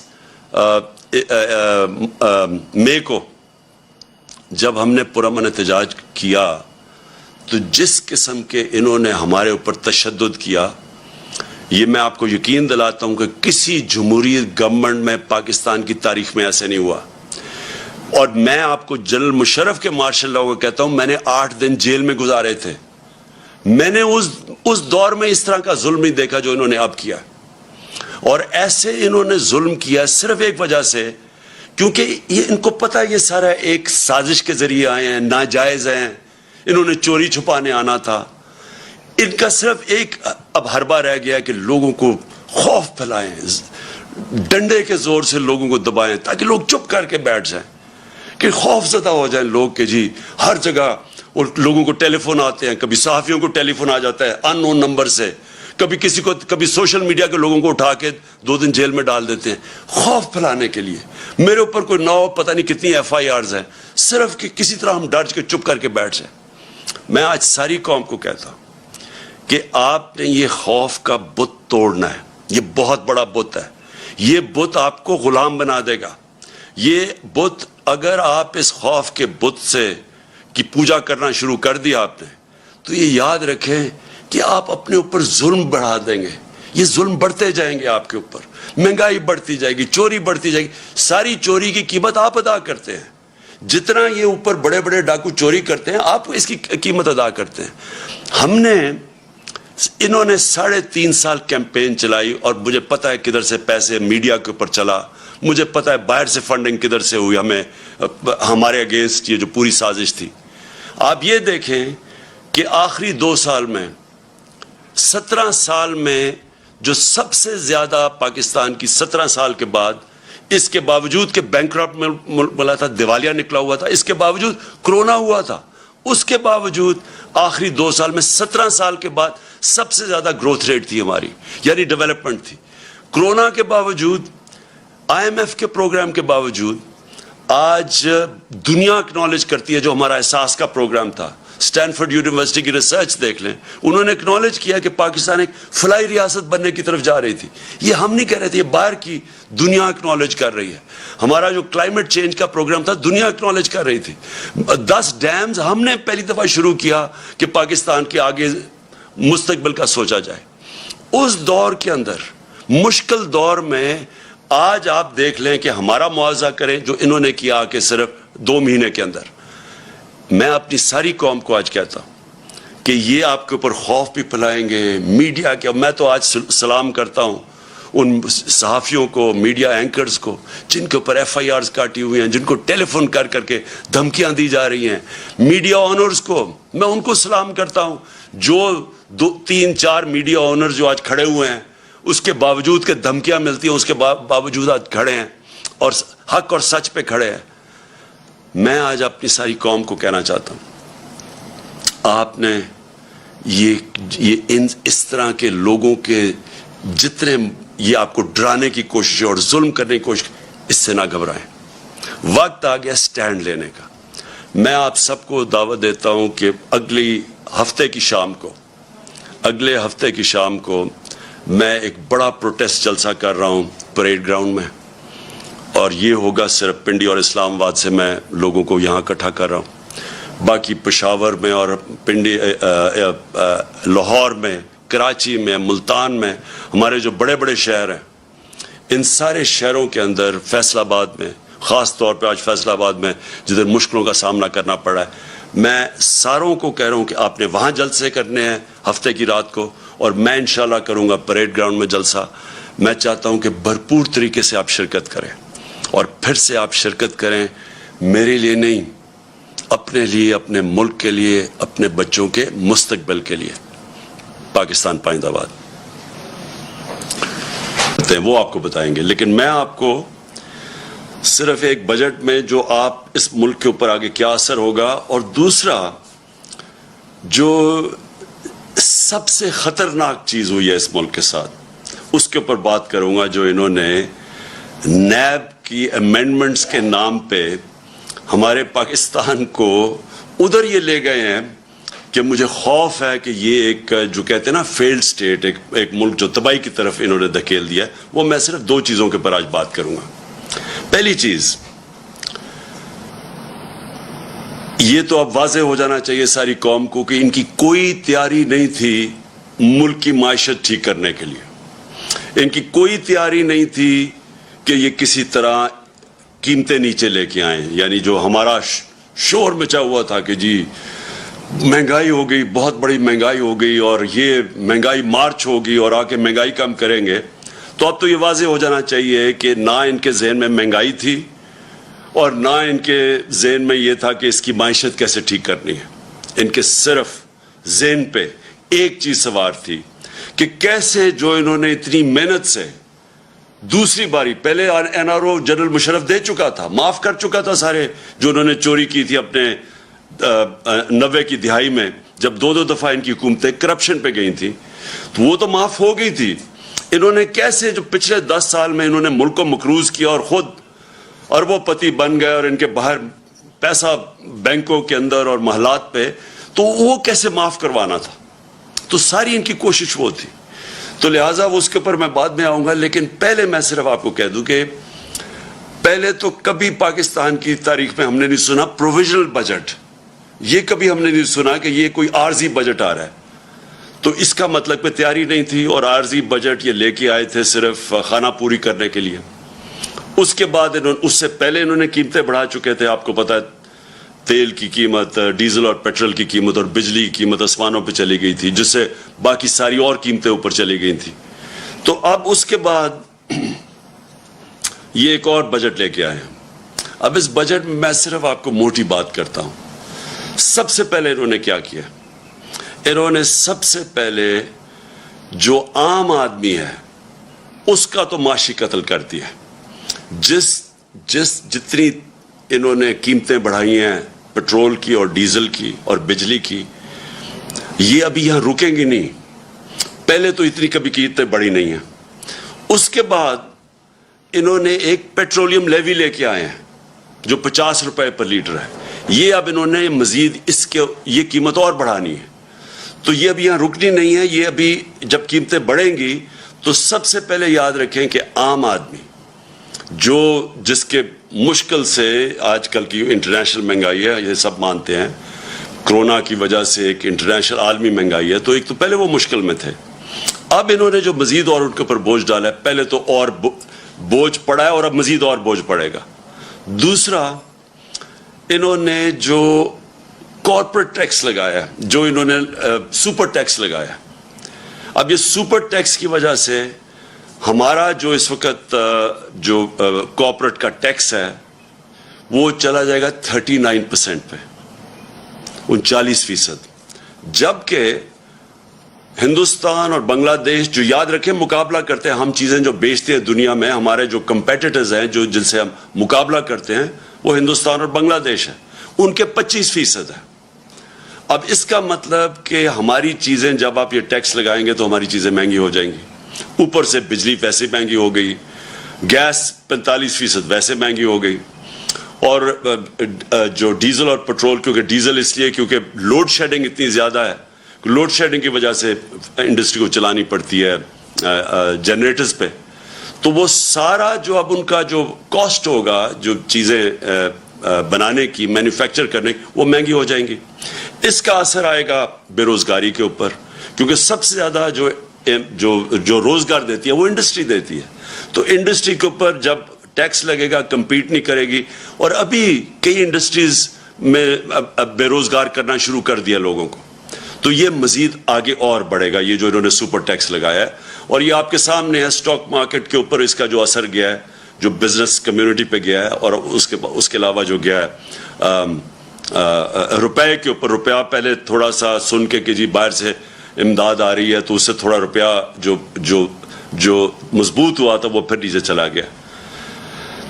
तो और तीसरी चीज़ जो हमारा ज़राअत के ऊपर मुल्क, सारा जो हमारा मुल्क तो डिपेंड करता है उसका, कि ज़राअत जब ऊपर जाती है तो सारे 60% पाकिस्तान को फ़ायदा होता है। तो अब इन्होंने जो डीज़ल के ऊपर, जो डीज़ल महंगा हुआ और जो लोड शेडिंग है, इसका सबसे बड़ा असर हमारे किसानों पे पड़ने वाला है, और उसकी पाकिस्तान की पैदावार के ऊपर। तो एक तरफ सैलरीड क्लास, जिस सैलरीड क्लास को इन्होंने पहले छूट दी थी, जो 1 लाख रुपया महीना से ज़्यादा तनख्वाह थी, उनको पहले छूट दी, और 1 लाख से कम यानी 50,000 रुपए का अब नीचे स्लैब ले आए, यानी 1 लाख से 50,000 पे आ गए। पहले उन्होंने कहा था कि 1 लाख तक छूट मिलेगी, 50,000 रुपए महीने की भी टैक्स आ गया है, लाख रुपए महीने से जो ज्यादा है उनका टैक्स डबल कर दिया। तो पहले जो तनख्वाहदार तबका मुश्किल में था उसके ऊपर मजीद और टैक्स बढ़ा दिया। और इससे क्या होगा? इससे लोग मजबूर होंगे टैक्स की चोरी पे। जो हमने इतनी मुश्किलों से पाकिस्तान में बड़ी देर के बाद रिकॉर्ड टैक्स इकट्ठा किया था, और रिकॉर्ड टैक्स इकट्ठा का मतलब ये कि कभी पाकिस्तान सोच नहीं सकता था, हमें ताने दिए जाते थे कि 6,000 अरब रुपया आप टैक्स कैसे इकट्ठा करेंगे, उससे ज़्यादा हमने किया। और हमारा, मैं आपको गारंटी करता हूं कि जो हम कदम उठा रहे थे, हम 8,000 अरब और उससे भी आगे जाना था उससे अगले साल। वो कैसे? हम वो जो मौजूदा लोग हैं उन्हीं के ऊपर बोझ नहीं डालना चाहते थे, हम टैक्स बेस बढ़ाना चाहते थे। और उसका तरीका क्या था कि हमने बड़ी मुश्किलों से नादरा के साथ मिलकर आइडेंटिफाई किया कि 4 करोड़ 30 लाख घराने थे, 4 करोड़ 30 लाख जो टैक्स नहीं देते थे।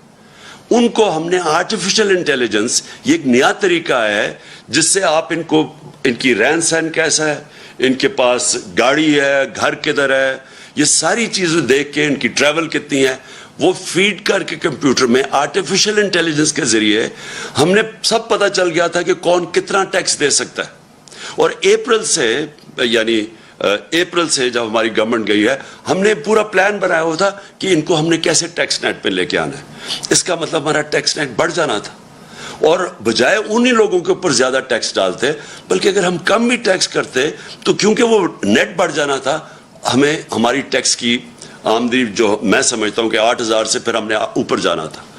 फिर हमने एक टेक्नोलॉजी का इस्तेमाल किया, और ये सारा टेक्नोलॉजी के जरिए हमारा प्लान था। हमने जो ट्रैक एंड ट्रेस सिस्टम है एक, ये जो बड़ी बड़ी, हमने देखा कि शुगर इंडस्ट्री के अंदर जब तफ्तीश की तो जो शुगर इंडस्ट्री के अंदर कई मिल्स 70% डिक्लेयर करते थे अपनी सेल्स टैक्स के लिए कि कितनी उन्होंने चीनी बनाई है, बाकी 30% वो ऑफ बुक्स बेचते थे, यानी सेल्स टैक्स नहीं देते थे।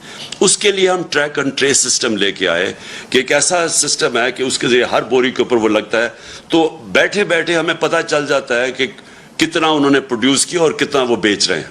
یعنی یہ جو چوری ہے سیلز ٹیکس کی, اس کو ختم کرنے کے لیے سسٹم لے کے آئے تھے. 20 انڈسٹریز کو ہم نے چنا تھا, 3 پہ ہم شروع کر دیا تھا ٹریک اینڈ ٹریس سسٹم, اور ہمارا پلان تھا کہ 20 تک ہم پہنچیں گے. تو ہم نے جو اپنا ٹیکس تھا اس طرح بڑھانا تھا, ٹیکس کی چوری کم کر کے. پھر جو ریٹیل سیکٹر, دکانیں جو ہے اس وقت, جو دکانوں کا جو ٹوٹل دکانوں کی جو پیسہ دکانوں سے بنتا ہے, یعنی جو ان کا جو ٹوٹل ٹرن اوور ہے وہ 20,000 ارب روپیہ ہے, اور جو ٹیکس دیتی ہیں دکانیں وہ صرف اس میں سے 4,000 ارب دیتی ہیں. تو ہم ٹیکنالوجی کا استعمال کر کے باقی دکانوں کو بھی ٹیکس نیٹ میں لانا چاہتے تھے. تو کوشش کیا کر رہے تھے کہ ٹیکس نہ ہم بڑھائیں, ہم ٹیکس بیس بڑھائیں اور اس سے ہم پیسہ اکٹھا کریں, اور انشاءاللہ اس پہ ہم ٹارگٹ پہ جا رہے تھے اللہ کے فضل سے, جس طرح ہماری ریکارڈ ٹیکس کلیکشن ہوئی. اور کیونکہ ہم نے بوجھ نہیں ڈالا اپنی انڈسٹری کے اوپر, ریکارڈ پرفارمنس تھی ہماری انڈسٹری کی, ہماری ریکارڈ ایکسپورٹس تھی, ٹیکسٹائل نے ریکارڈ ایکسپورٹس کی. ٹیکسٹائل سیکٹر جو بند ہو رہا تھا جب ہماری گورنمنٹ آئی ہے, اور پوچھ سکتے ہیں فیصل آباد میں, وہ ٹیکسٹائل میں مزدور نہیں ملتے تھے ٹیکسٹائل انڈسٹری کے لیے, اور اس لیے وہ آگے جا رہی تھی. تو انہوں نے جو اب سٹیپس لگائے ہیں, رات میں بات کر رہا ہوں کہ ریکارڈ پروڈکشن تھی, 4.4% پہ ہماری زراعت بڑھ رہی تھی. اور یہ ساری چیزیں, یہ میں نہیں کہہ رہا, یہ پاکستان کی اکنامک سروے کے اندر تھی. جو ہماری اکنامک سروے کی یہ ریزلٹس ہیں, آپ دیکھ سکتے ہیں, وہ یہ گورنمنٹ نے دی ہے, ہم نے نہیں دی. اس گورنمنٹ نے جو اکنامک سروے ہے اس کے اندر یہ سب کچھ لکھا ہوا ہے. سروس سیکٹر بڑھ رہا تھا, انڈسٹری بڑھ رہی تھی, زراعت بڑھ رہا تھا, آئی ٹی ایکسپورٹس بڑھ رہی تھی, جو فیوچر ہے پاکستان کا ٹیکنالوجی کی, آئی ٹی کا, جو ہم نے بڑے انسینٹیوز دیے تھے. تو ادھر سے انہوں نے آ کے, جب سے یہ آئے, پہلے تو پھر سے میں کہتا ہوں تیاری نہیں تھی, مارکیٹ کو پتا چل گیا ان کی تیاری نہیں ہے, روپے تیزی سے گرنا شروع ہو گیا. 178 روپیہ ڈالر تھا جب انہوں نے نو کانفیڈنس پوشن کی ہے, اس کے بعد وہ گر کے آج 210 212 کے قریب ہے. اور اس کی ابھی اثرات آنے ہیں. میں پھر سے آپ کو کہہ رہا ہوں کہ جب روپیہ گرتا ہے تو اور جتنی چیزیں باہر سے لیتی وہ اور مہنگی ہو جاتی ہے.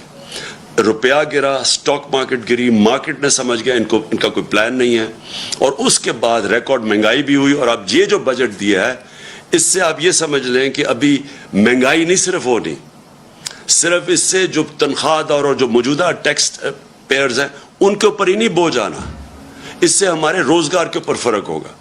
یہ بھی میں آپ کو کہہ دوں کہ ہمارا جو روزگار تھا یہ پیپلز پارٹی اور نون لیگ کی حکومتوں سے سب سے بہتر پرفارمنس تھی روزگار کی.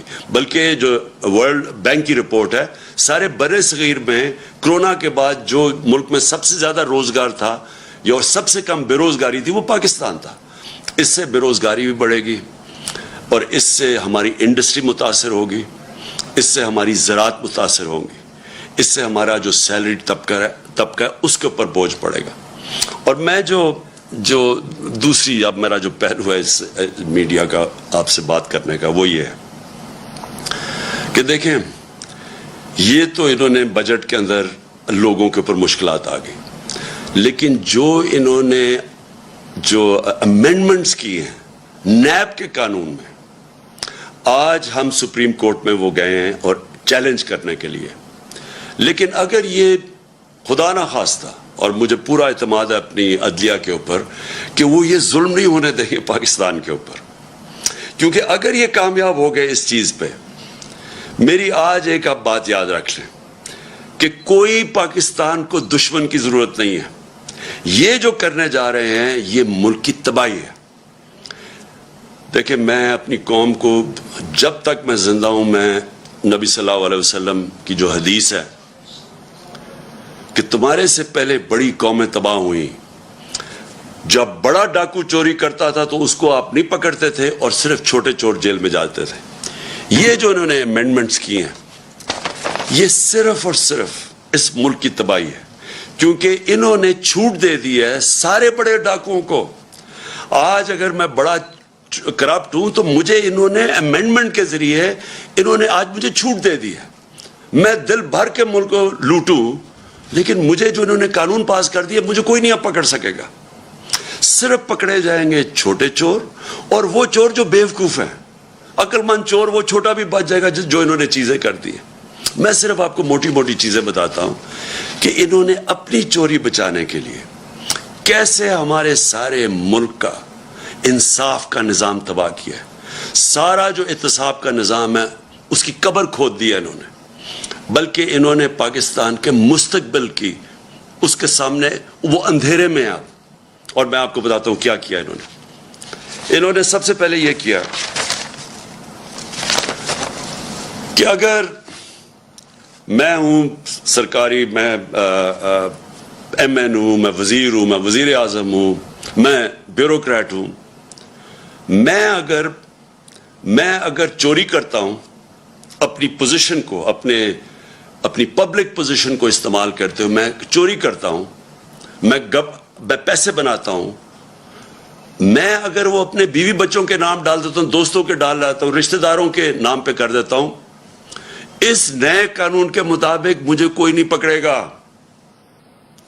یعنی آپ یہ سمجھ جائیں کہ اگر آج نواز شریف اگر وہ اپنی بیٹی کے نام پہ باہر پراپرٹیز لے لیتا ہے، آپ کوئی نہیں پوچھ سکتے. آپ بڑے بڑیاں زمینیں خرید سکتے ہیں اپنے بچوں کے نام پہ، آپ کو کوئی نہیں پوچھ سکتا، کیونکہ انہوں نے تو کہہ دیا کہ جناب صرف وہ ذمہ دار ہے، اگر میرے پاس پیسے تو میں جواب دوں. اچھا لیکن نہ تو اچھا یہ جو فلودے والے اور یہ جو پاپڑ والے جن کے نام پہ انہوں نے بے نامی چیزیں لی تھی، یہ اب سارے پاک ہو جائیں گے اس سے. پھر اگر فیک اکاؤنٹس میں پیسہ آ بھی گیا اور پوچھ لیا ان سے تو پوچھیں گے کیا کہ اگر مثلا 1 ارب روپیہ میرے اکاؤنٹ میں آ گیا لیکن وہ میں نے سارا یا خرچ کر دیا یا باہر بھیج دیا یا اس سے عموماً ہوتا کیا جب آپ زیادہ پیسہ بناتے ہیں یا یہ جو بڑے بڑے ڈاکو ہیں ان کا اصل میں نقصان کیا کرتے ہیں کیونکہ ان کی چوری زیادہ ہوتی ہے. اب شہباز شریف کی اور بچوں کی صرف جو پکڑی گئی ہے، باقی یہ یاد رکھیں یہ پکڑے گئے ہیں، جو نہیں پکڑے گئے اس کا ہمیں پتہ ہی نہیں ہے. 16 ارب روپے کے جو ایف آئی کا کیس ہے، اب یہ کیا وہ پیسہ رکھ سکتے ہیں پاکستان؟ 16 ارب کا جواب دینا پڑے گا، لہٰذا یہ ہنڈی حوالے سے باہر بھیج دیتے ہیں پیسہ. یہ جو ان کی باہر پراپرٹیز ہے آپ اندازہ نہیں لگا سکتے کتنا پیسہ باہر بھیج، اگر پاکستان میں رکھیں گے پکڑا جائے گا. یہ ہمارا ہی نہیں ہے کیس، یہ جتنے بھی ملک جن کے اندر غربت ہے، جن کو ڈیولپنگ ورلڈ کہتے ہیں، وہاں سارا ملک ان کی غربت کی وجہ یہ ہے. وہ بھی طاقتور ڈاکوں کو نہیں پکڑ سکتے جس کو وائٹ کالر کرائم کہتے ہیں، ان کے پاس بھی وہ وکیل نہیں ہوتے جو ان کی وائٹ کالر کرائم پکڑ سکے. وہ بھی کیا کرتے ہیں کہ وہ بھی پیسہ چوری کیا ملک سے باہر بھیج دیا. تو یہ جو رپورٹ ہے یہ بھی میں بار بار لوگوں کو بتاتا رہتا ہوں کہ یونائٹڈ نیشنز کے سیکرٹری جنرل نے یہ تفتیش کروائی ہے، وہ پینل کا نام ہے فیکٹ آئی پینل. اس کے مطابق 1700 ارب روپیہ ہر سال غریب ملکوں سے جاتا ہے امیر ملکوں میں اور آف شور اکاؤنٹس پہ، اور بڑے بڑے ان کے محلات لینے کے لیے، جس طرح لندن میں مے فیئر کے اندر بڑے بڑے نواز شریف جن محلوں میں رہتا ہے، اس طرح ساری غریب ملکوں سے ان کے پیسے والے لوگ، ان کے وزیر، وہ سارے یہ کر رہے ہیں. اس لیے ہر سال غریب ملک غریب ہوتے جاتے ہیں کیونکہ اس طرح کے بیٹھے ہوئے ہیں جو زرداری اور شریف، یہ ملک سے پیسہ باہر بھیج دیتے ہیں. تو اب انہوں نے کیا کیا ہے کہ پہلے تو انہوں نے کہا نا کہ جی اگر وہ مثلا پاپڑ والے کے نام یا وہ مقصود چپڑاسی کے نام پہ ہیں تو آپ پوچھ نہیں سکتے. پہلے تو یہ آ گیا. دوسری چیز کہ اگر آپ کا پیسہ باہر پڑا ہے اور آپ اس گورنمنٹ سے پوچھتے ہیں یا بینک سے پوچھتے ہیں جی بتائیں یہ پاکستانیوں کا پیسہ باہر پڑا ہے، اور وہ ہمیں بتاتے ہیں کہ ہاں جی اتنے پیسے باہر پڑے ہیں یا فلانے آدمی کا بینک میں اتنے پیسے پڑے ہیں. اب انہوں نے قانون یہ پاس کیا ہے کہ اگر وہ کہتا ہے نا جی اس کے بینک اکاؤنٹ میں کوئی 50 ارب روپیہ پڑا ہے یا 1 ارب روپیہ پڑا ہے تو وہ اب ایڈمیسیبل نہیں ہے، یعنی وہ عدالت میں آپ نہیں لے جا سکتے. وہ جو بھیجے گا، جس طرح مریم نواز کا انہوں نے بھیجا کہ یہ جو 4 مہنگے لندن کے فلیٹ ہیں مے فیئر میں، یہ جو کمپنیز کے نام پہ لیے ہوئے ہیں، وہ کمپنیز کی جو مالک کا ہے وہ مریم نواز ہے، اور وہاں کی برٹش ورجن آئلینڈ کی کمپنی نے JIT کو لیٹر بھیجا تھا. انہوں نے جو قانون پاس کیا ہے اب وہ لیٹر کی کوئی اہمیت نہیں ہے، وہ ایڈمٹ ہی نہیں ہو سکتا. تو مطلب یہ ہے کہ جو اس ملک کے بڑے بڑے ڈاکو ہیں انہوں نے صرف پیسہ ملک سے باہر بھیجنا ہے، آپ پوچھ نہیں سکتے ان کو. اگر آپ کو پتہ بھی چل جائے کہ انہوں نے یہ بڑے بڑے محلوں میں رہ رہے ہیں، آپ نہیں پوچھ سکتے ان کو, کیونکہ اپنے آپ کو اجازت دے دی ہے.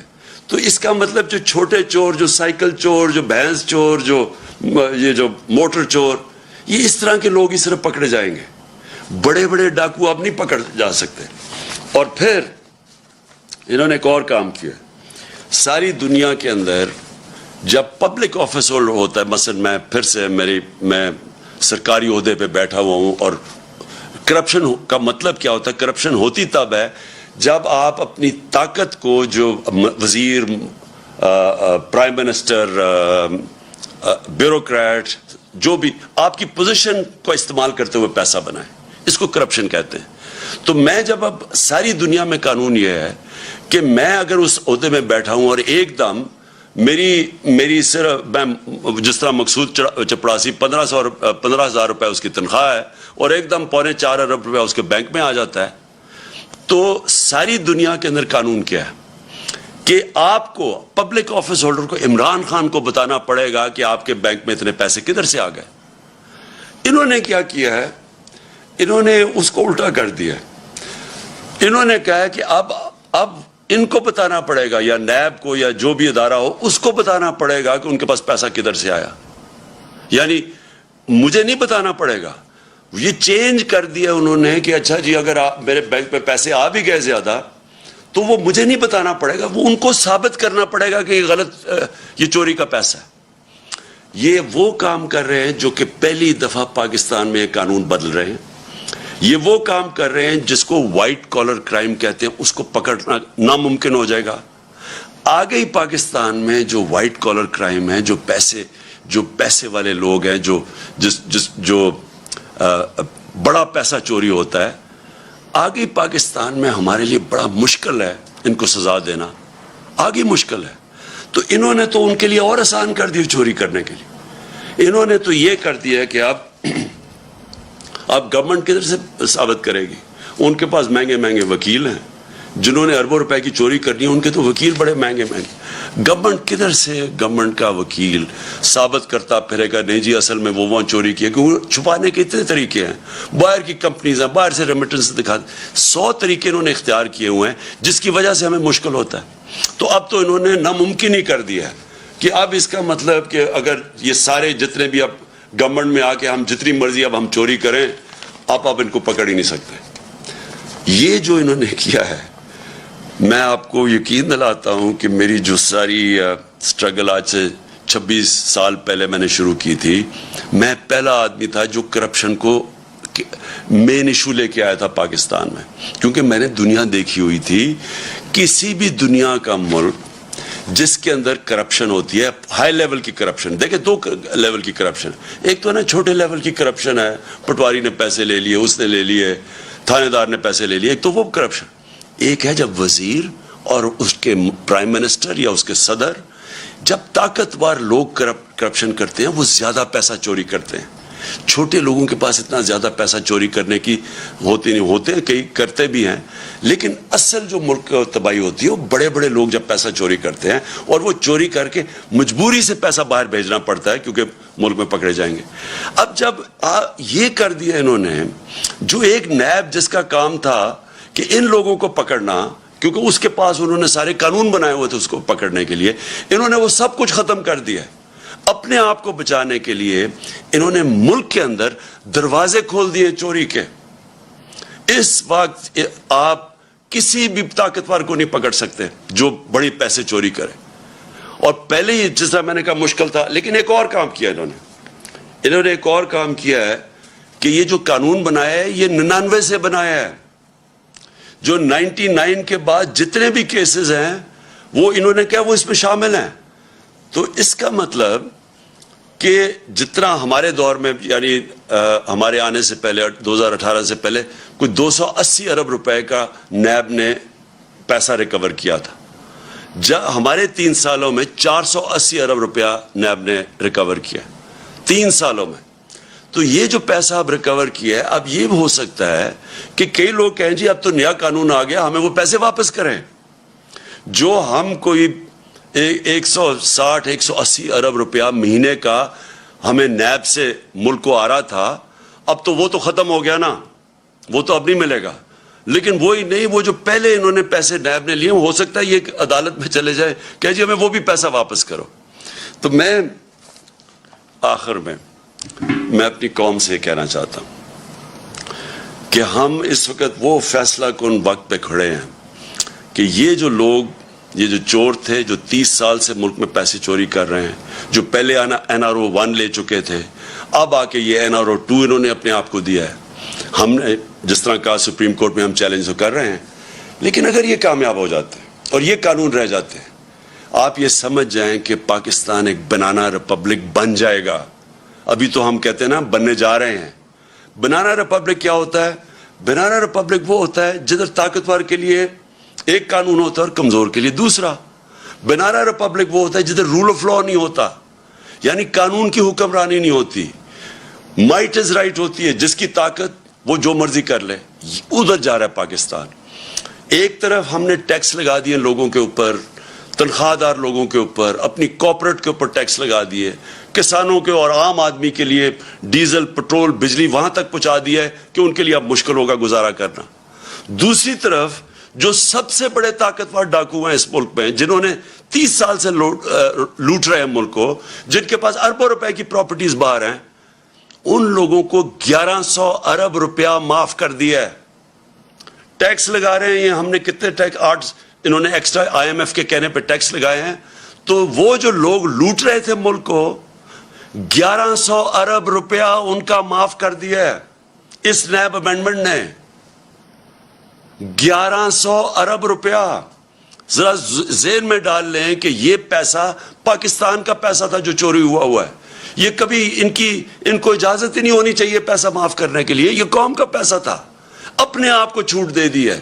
اپنے آپ کو بچانے کے لیے یہ نے ملک کو کدھر تک پہنچایا, انہوں نے کتنا نقصان کیا ہے.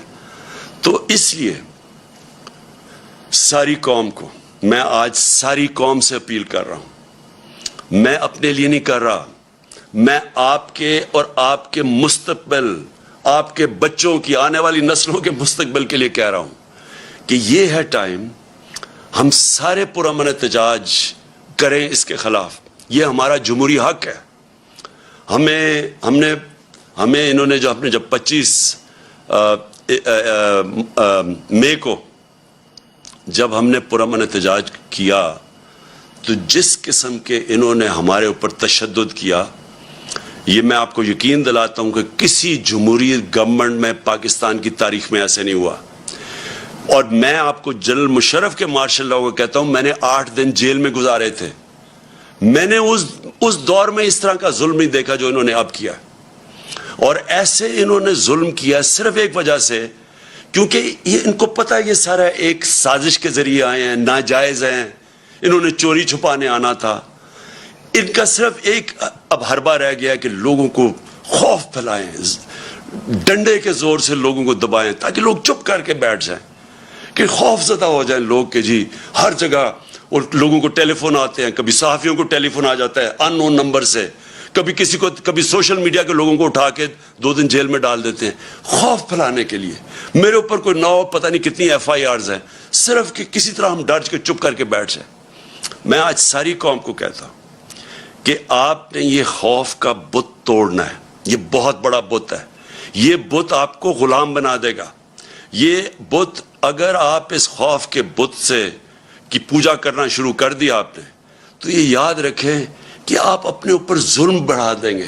یہ ظلم بڑھتے جائیں گے آپ کے اوپر, مہنگائی بڑھتی جائے گی, چوری بڑھتی جائے گی. ساری چوری کی قیمت آپ ادا کرتے ہیں. جتنا یہ اوپر بڑے بڑے ڈاکو چوری کرتے ہیں, آپ اس کی قیمت ادا کرتے ہیں. انہوں نے 3.5 سال کیمپین چلائی, اور مجھے پتا ہے کدھر سے پیسے میڈیا کے اوپر چلا, مجھے پتا ہے باہر سے فنڈنگ کدھر سے ہوئی ہمارے اگینسٹ, یہ جو پوری سازش تھی. آپ یہ دیکھیں کہ آخری 2 سال میں, 17 سال میں جو سب سے زیادہ پاکستان کی 17 سال کے بعد, اس کے باوجود کہ بینکرپٹ ملا تھا, دیوالیہ نکلا ہوا تھا, اس کے باوجود کرونا ہوا تھا, اس کے باوجود آخری 2 سال میں 17 سال کے بعد سب سے زیادہ گروتھ ریٹ تھی ہماری, یعنی ڈیولپمنٹ تھی. کرونا کے باوجود, IMF کے پروگرام کے باوجود, آج دنیا اکنالج کرتی ہے جو ہمارا احساس کا پروگرام تھا, स्टैनफोर्ड यूनिवर्सिटी की रिसर्च देख लें, उन्होंने एक्नॉलेज किया कि पाकिस्तान एक फलाई रियासत बनने की तरफ जा रही थी। ये हम नहीं कह रहे थे, ये बाहर की दुनिया एक्नॉलेज कर रही है। हमारा जो क्लाइमेट चेंज का प्रोग्राम था, दुनिया एक्नॉलेज कर रही थी। 10 डैम्स हमने पहली दफा शुरू किया कि पाकिस्तान के आगे मुस्तकबिल का सोचा जाए। उस दौर के अंदर, मुश्किल दौर में, आज आप देख लें कि हमारा मुआवजा करें जो इन्होंने किया कि सिर्फ 2 महीने के अंदर। मैं अपनी सारी कौम को आज कहता हूं कि ये आपके ऊपर खौफ भी फैलाएंगे, मीडिया के। मैं तो आज सलाम करता हूं उन सहाफ़ियों को, मीडिया एंकर्स को, जिनके ऊपर FIRs काटी हुई हैं, जिनको टेलीफोन कर करके धमकियां दी जा रही हैं, मीडिया ऑनर्स को मैं उनको सलाम करता हूं, जो 2-3-4 मीडिया ऑनर्स जो आज खड़े हुए हैं, उसके बावजूद के धमकियां मिलती हैं, उसके बावजूद आज खड़े हैं और हक और सच पे खड़े हैं। मैं आज अपनी सारी कौम को कहना चाहता हूं, आपने इस तरह के लोगों के जितने ये आपको डराने की कोशिश और जुल्म करने की कोशिश, इससे ना घबराएं। वक्त आ गया स्टैंड लेने का। मैं आप सबको दावत देता हूं कि अगले हफ्ते की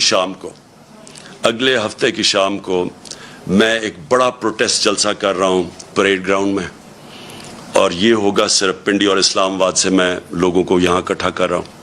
बाकी पेशावर में और पिंडी, लाहौर में, कराची में, मुल्तान में, हमारे जो बड़े बड़े शहर हैं, इन सारे शहरों के अंदर, फैसलाबाद में, ख़ास तौर पे आज फैसलाबाद में जिधर मुश्किलों का सामना करना पड़ा है, मैं सारों को कह रहा हूँ कि आपने वहाँ जलसे करने हैं हफ्ते की रात को, और मैं इंशाल्लाह करूँगा परेड ग्राउंड में जलसा।